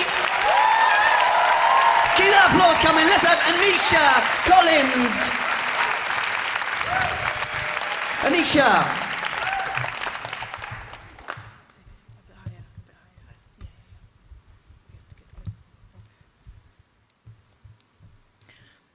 There is a melody in death. She has grown to realize that the dead sing, that the lifeless mutter harmonious hymns which soothe only those who dangle towards unfilled tombs. She's cradled in her arms what was in the form of a summer fling where he just desperately wanted to please and hear her sing or catch a giggle that fell from her lips. So his hands would tap dance over piano keys. She saw A ricochet off D, E mesh with G, then F take flight and flirt with C. But bullets interfered to smash shut the crescendo, to allow the drone center stage to hit the high notes of cracked skulls and shattered limbs. The perfect pitch. Now the notes have become staccato, where there is a constant monotone and eternal beep, no longer from his piano keys, but from the orchestral war zone where A-B, A-B, A-B, the starting rhyme played by his left fingertips now float down rivers and streams, taking his DNA helix of AB positive with it. So she ran, seeking to be lost because there was no solace in being found. She cuddled pain and held it close until that pain fostered hate, and that hate adopted rage. Now they call her soul their home. There's 3 of them now. She's no longer alone, but there's still nowhere for them to go. She begged the trees to unclench their fists, let their leaves stampede to hide her, bury her. Even the foreigners to her land stood on the threshold of destitute sand, learning a life without limits isn't limitless, just lulling them to live self-limited. So although they said liberty means everything for queen and country, they see you're born, you hear, you learn, you run, you meet, you change, you chase, you click, you pull, you shout, you shoot, you kill. You kill, you cry, you stop, you pause, you think, you click, you pull, you hide, you click, you pull, you hide, you click, you pull, you die. It didn't take years, only months in fact, for her to learn that tears would never dip in value as being the leading currency. Yet people all around still said the exact same thing, just wait, wait, wait. Each whisper of the word said to bring hope that if they're patient, then one day their nation will rise again. But waiting has begun to coil itself into a noose around her neck. With each foot she raises, the weight of waiting pulls against each step until it gradually asphyxiates. Call her Syrian, Congolese, Sudanese, or Palestinian. But never forget that every day she exhales, she'll breathe slow. She'll walk with her eyes closed. She'll repeat the word that so many before her has said. She'll wait and wait and wait because she's already joined the symphony of the dead. Thank you.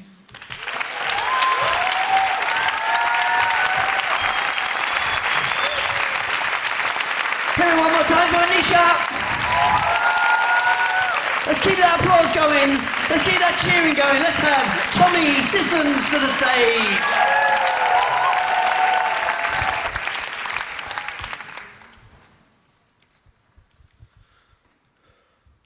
I have always and always will respect every woman, regardless of race, creed, or origin. I love every feature of a woman. But despite her physicality, there is nothing I love more than a woman's personality. See, I love the laugh of a woman, the touch of a woman. I could conquer the world with the love of a woman. Because it seems nowadays that girls my age are asking, well, what would Paris Hilton do? And I wish they would ask about Mother Teresa, Emily Pankhurst, or Rosa Parks. I love a woman with more soul than a Trevor Nelson collection, but I love all women for the way they are. I want to heal a woman. I will never conceal nor seal a woman, and when I feel these feelings I feel for a woman, sometimes they are real. And I still feel ill to see a girl's ordeal, to see them keel or squeal or be seen as damaged goods. One day, I will buy a ring and kneel to a woman. I will be real to my woman. Because all of my life, I was raised by a woman. For these last 18 years, my mother has worked for a pittance. Each hour God sends, she commits to earn a living, so God willing, we can survive. And no matter how hard I try, I can never really pay her back for that. She single-handedly made me who I am. So on behalf of every male, I apologise for my dad, because it was no other than a woman who taught me how to be a man.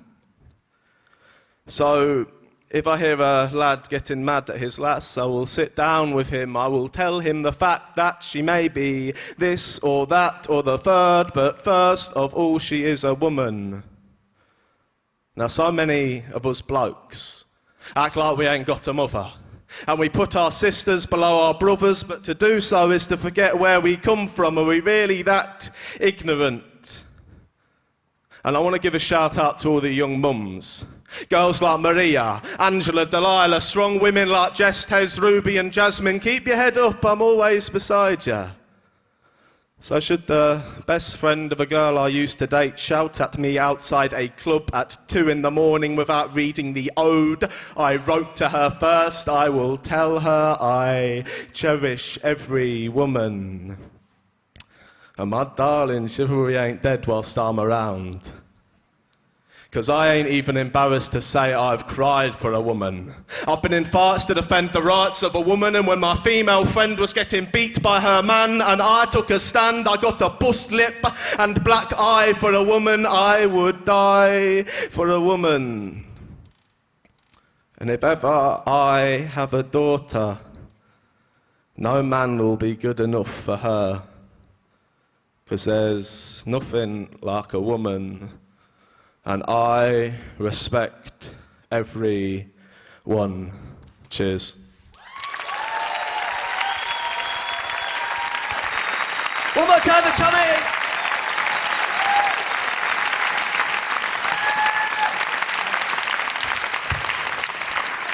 Okay, we're on the last stretch. There's only 5 poets left, so all your energy this way. Keep giving it up all the way to the last poet. So, is he still down there? Has he still got his arms? Chris, they're up there. So let's bring on our next poet. Chris, start clapping for me. Move it back. Let's have Anita Barton Williams onto the stage. Big round of applause.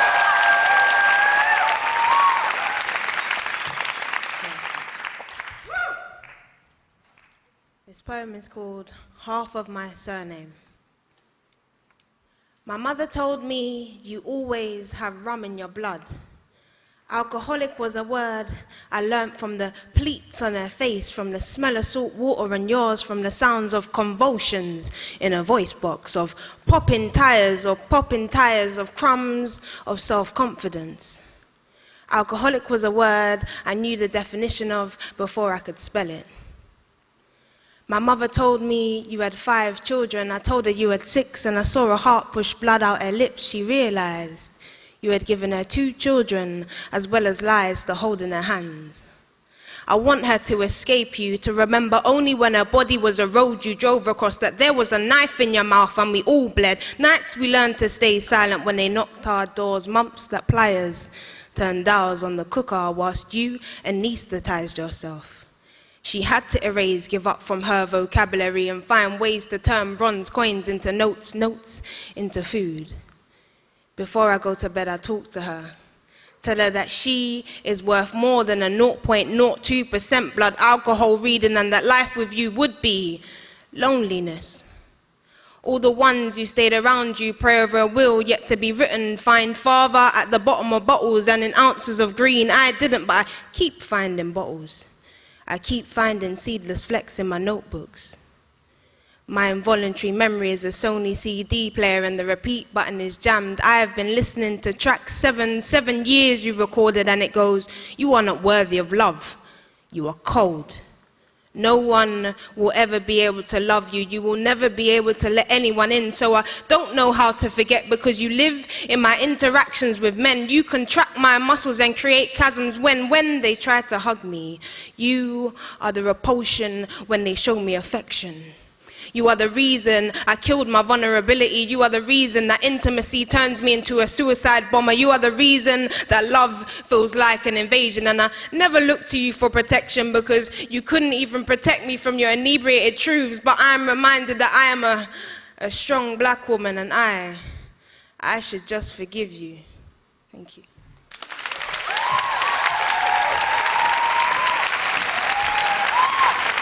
Give it up for Anita. Give those applause, Colin. Let's have Izzy Tennyson to the stage.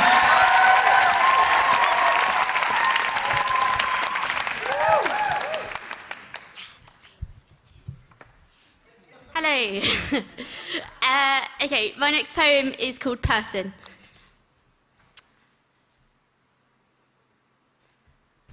I used to know a person.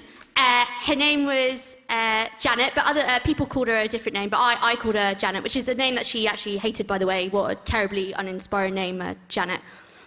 Janet happened to be really attractive, actually, and she also had a fantastic personality. You could say as a person she was very well-rounded, you know, the complete package. You know, it was just a pleasure knowing her. Yeah, it was a pleasure knowing Janet. I liked her as a person. See, being a person is important. You think that's a weird thing to say, but it's not. See, being a person is being a result of factors, your environment, the people, the ones that dislike you, the ones that like you. You are a unique product. You are a pot of mixed herbs. No, I don't have a problem with people, however terrible they could be. I like people. It's when you stop being a person, that's what really pisses me off. There's nothing more irritating or frustrating when a person stops being a person. And this is what happened to Janet in what seemed to be overnight. First it happened physically. Her skin turned yellow and her hair fell out. And then Janet didn't really have anything to say anymore. Everyone has something to say. What kind of person refuses to comment on anything? Anyway, it got to the point where Janet's organs wanted out, so they took her away and put her in quarantine, where people who aren't people go.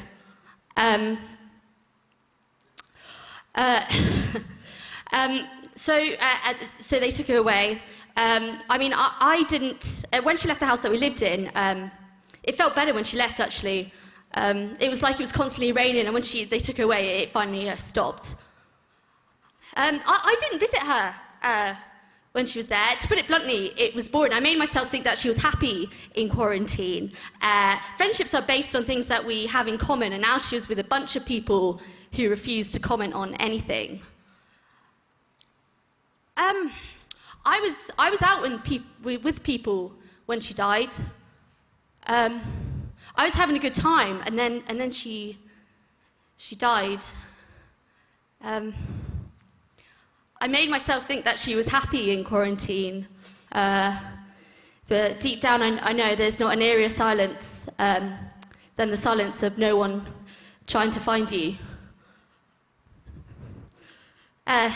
Janet was my mum, by the way. Thank you. One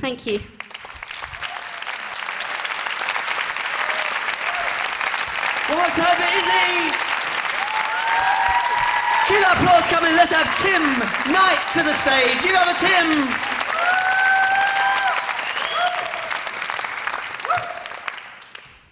Tim. This is for Lindsay Lohan. Don't judge, don't.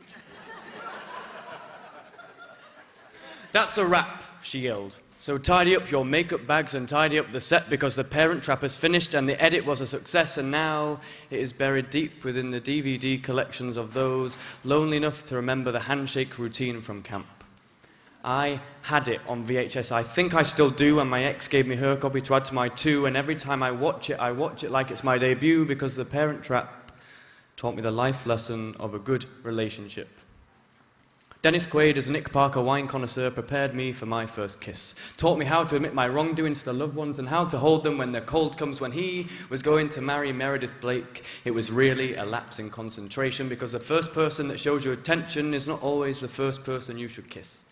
The right person for you is often the last one on your shopping list. That obscure fruit only available on the market every 4th Friday of the month, or the June to October lemon soul only sold when tides are right and the swell is solar blue, or that American import album only available to you because you have Amazon Prime. These are the ones that by design shouldn't be the ones for you, yet they fit so perfectly in your palms and in your shoes. And when he stands on the porch at sunset saying that he can make pasta, and pasta, what he's really trying to say is, look, I'm not perfect. Because I know that when you take flour, egg, and a whisk, a Delia recipe, thyme, and a press, 2 sides of sunglow dough can come together and be crimped along the edge to make a parcel of something fresh. A parcel that the first time you make it might end up a mess, but if you try, and if you persevere, that mass of ingredients can become ravioli fit for a king and good enough for your queen. And when, at the end, he says, take care of yourself. To the greatest on-screen mum, Natasha Richardson, a lump of all the goodbyes I've ever had to wave collects in my throat in an assortment of sorries that science calls the expansion of your glottis, and above, Ray Charles is singing Every Time We Say Goodbye on the score, and below fake Hollywood rain falls on the floor and it puddles with the sadness, and Quaid holds Richardson in an embrace I've yet to perfect, as every time I practice my Richardson has slipped away, falling and not returning. Now I know what you're thinking. Tim, get a grip, it was 16 years ago, jeez. But life lessons can come at you from anywhere, from the ticket barrier train guide to a page of scripture in a book of prayer. They can surprise you, hidden in a 100-minute chick flick or deep within the recesses of a Robin Williams film. It's just a matter of noticing them and storing them. And then when the right person comes, when the right time comes, using them. Tom.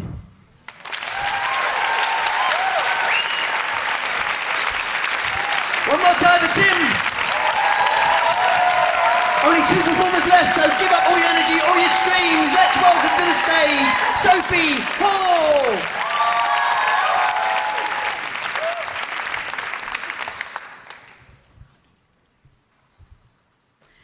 This is for any of you who've moved to London. Oh my God, London. Oh my God, London. I can't believe I'm finally here, ready to get on a big red bus and start a new career as an executive, cracking wise, or a lawyer or someone. You usually need a degree, but here you can probably just be one. Oh my God, London. I can't believe you're really like this. Before I'd only seen you on postcards on The Apprentice. I don't know what to do first. Maybe I'll get a train. Underground, like hobbits. You people are insane. I just bought 200 fridge magnets with the Mind the Gap sign. You know, like on tube stations. It gets me every time. It'll be great when I can afford a fridge, or not living in debt, or even a place to live, but hey, I'm not Richard Branson yet. Oh my God, London, you are magical, like Hogwarts. I just bought a pint with a tenner, and now I'm really poor. Amazing. Amazing how money just disappears in this town. But it's cool though, it's like being friends with Darren Brown. Or a thief. Or a tax collector. Still, it's all in good fun. I'd sell both my kidneys just to live in dear London. And at this rate, I may have to. Ha ha ha ha ha ha. Oh, I'm just being silly. It's fine living in my car. Oh my God, London, the home of the brave. Or is that America? Still, there's always Chaz and Dave. Now, if you'll excuse me, I'm off to a restaurant opening. It's so cool, it doesn't serve food. It's an ironic thing. Oh my God, London, you just constantly wow. I wonder what it'll be like living here a year from now. Oh my God, London, it's you again. How apt. Sorry, it's just that every night I pray that I'll get kidnapped, but no, still here in London, which is still perpetually calling. This city's like a one-night stand I get up with every morning.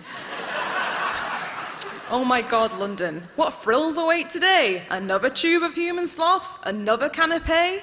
I saw Chaz and Dave the other day, but Chaz wasn't there. He'd left a long time ago. There's no hope in the air. What shall we do today, gang? Go see a giant clock? Called Ben for some reason? Yeah, it was a shock. Mind the gap in my brain where happiness used to be. Oh yeah, I gave that up because in London it's not free. You remember money?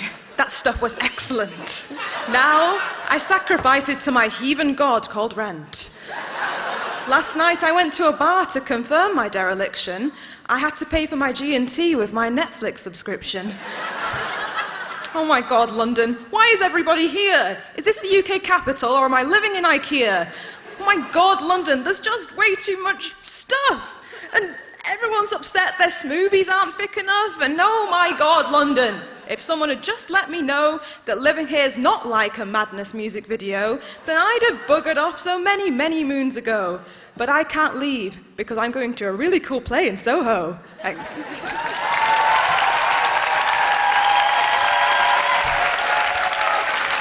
One more time for Sophie.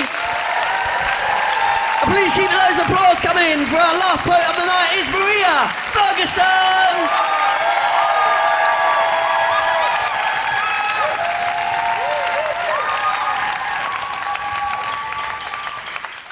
I don't know if I can.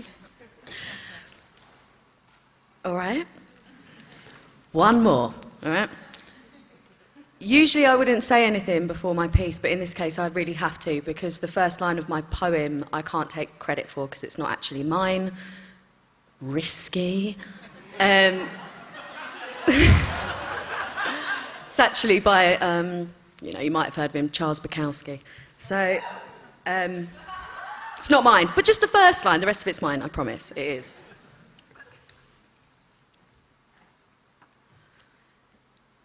There's a bluebird in my heart that wants to get out, but I'm too tough for him. Recently, I swear he's been singing, sometimes so faint I can hardly hear it. Other times, he's behind my eyes, caught somewhere between my thoughts and the open air, these endless screens that fill our days with empty meaning. He is there. I lost my own voice long ago, along with uniforms, mixtapes and innocence, my confidence. These days, I am a mirror, reflecting whatever's in front of me. Jack once told me I walk into rooms like I've got somebody to see. I didn't like to tell him. It's more so that people see me. But that's not confidence. It's cowardice.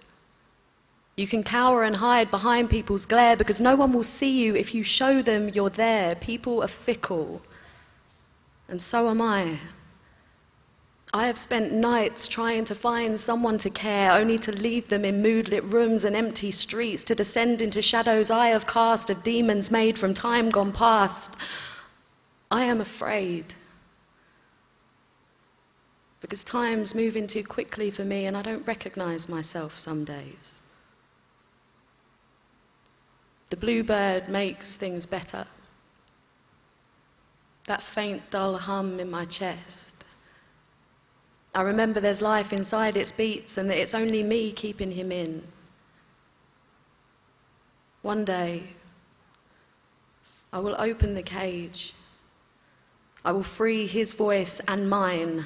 I will stare down the barrel of a loaded gun and I will come out alive, give everything that I have. I'd give it all now if only I thought I'd get it back. Or maybe when I hear the song from your chest, I'll know it's finally time. Until then, you have your bluebird, and I have mine. Thanks.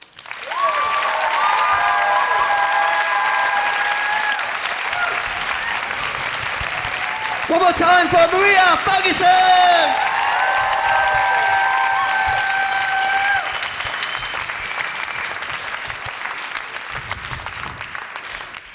We're ready. I hope we're ready for.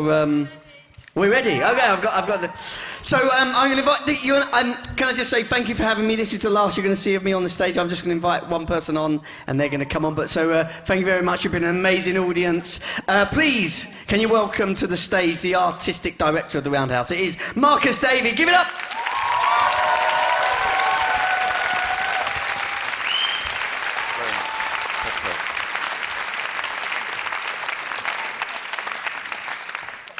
Firstly, I'd like to thank you, especially those people at the back. Thank you.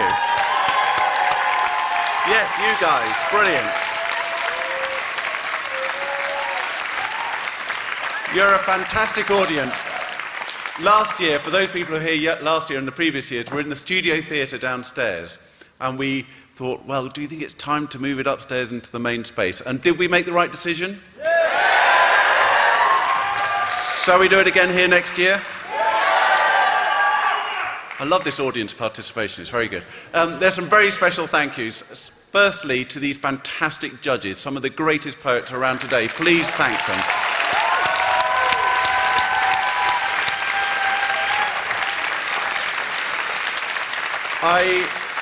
I have absolutely no idea how you would judge tonight.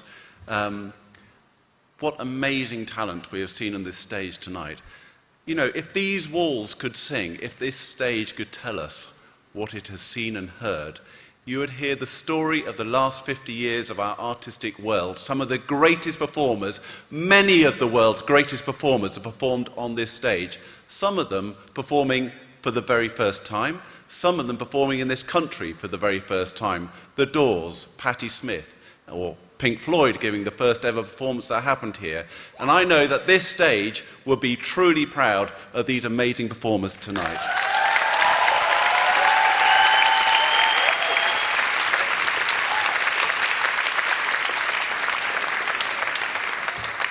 We've had a fantastic compere tonight, haven't we? Dan, thank you very much.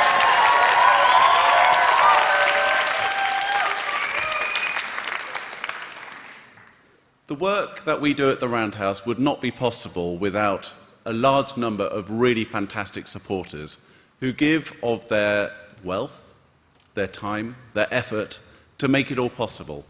Below our feet is the Paul Hamlin Roundhouse Studios, the largest creative centre in this country, where we have 24 state-of-the-art studios working with 3,000 11 to 25s each year.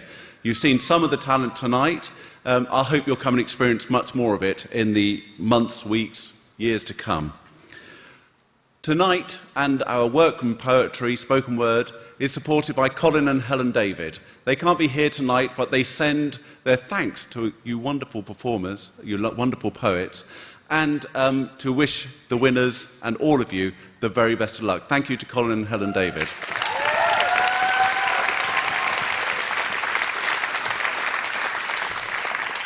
And I know what you're thinking. You're saying, just hurry up and tell us who's won. But another thank you. There's our president and founder, Torquil Norman, who's here tonight, who, you know, none of this would have been at all possible without him. He's particularly moved and inspired by tonight. He wanted to make sure that all of the runners-up didn't leave empty-handed. Well, apart from performing on this stage, he'd like to give them all, well, not that you won't get it tonight, another £50 each to say thank you and well done. So everyone goes away with something.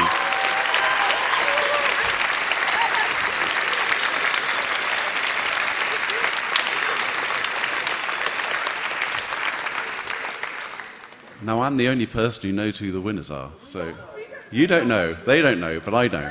I'm going to ask Josie. I'm going to ask Josie to come and help me. My colleague, Josie. Come on, where are you? There you are. Josie.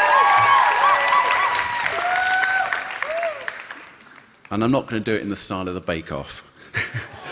So, third place, Isabel Tennyson.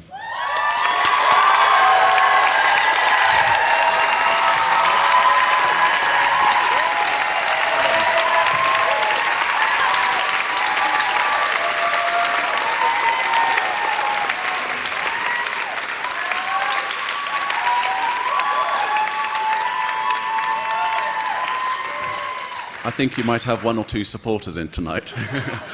Earlier this year, I heard a wonderful poet give a poem at a special dinner we had at the Roundhouse, and it moved me to tears. I'm delighted that Maria Ferguson is second.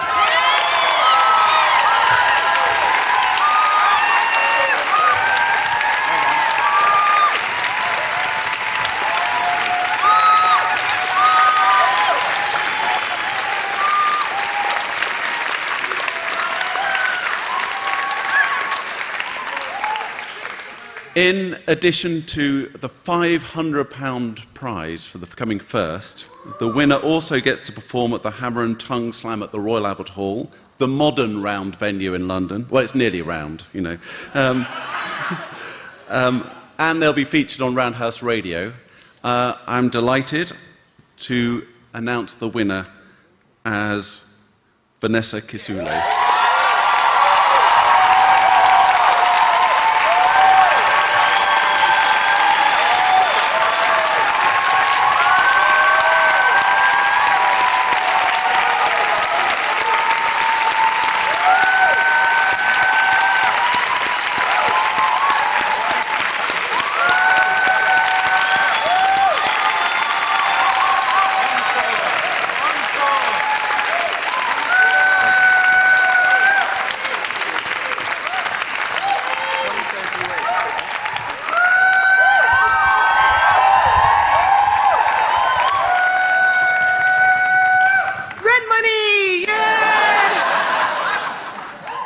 you might have heard, you know, poetry isn't where the Benjamins is at. So, yeah, this is really good. This is really good. I've met so many wonderful, lovely poets, and they're all so talented and so amazing, and I'm so humbled by the talent on this stage. And these guys are amazing. These lovely, wonderful, esteemed judges are amazing. You guys are great. I can't believe we filled a space like this for a bunch of people saying words. That's miraculous. Like, that's wonderful. Is anything else required of me right now? A bow?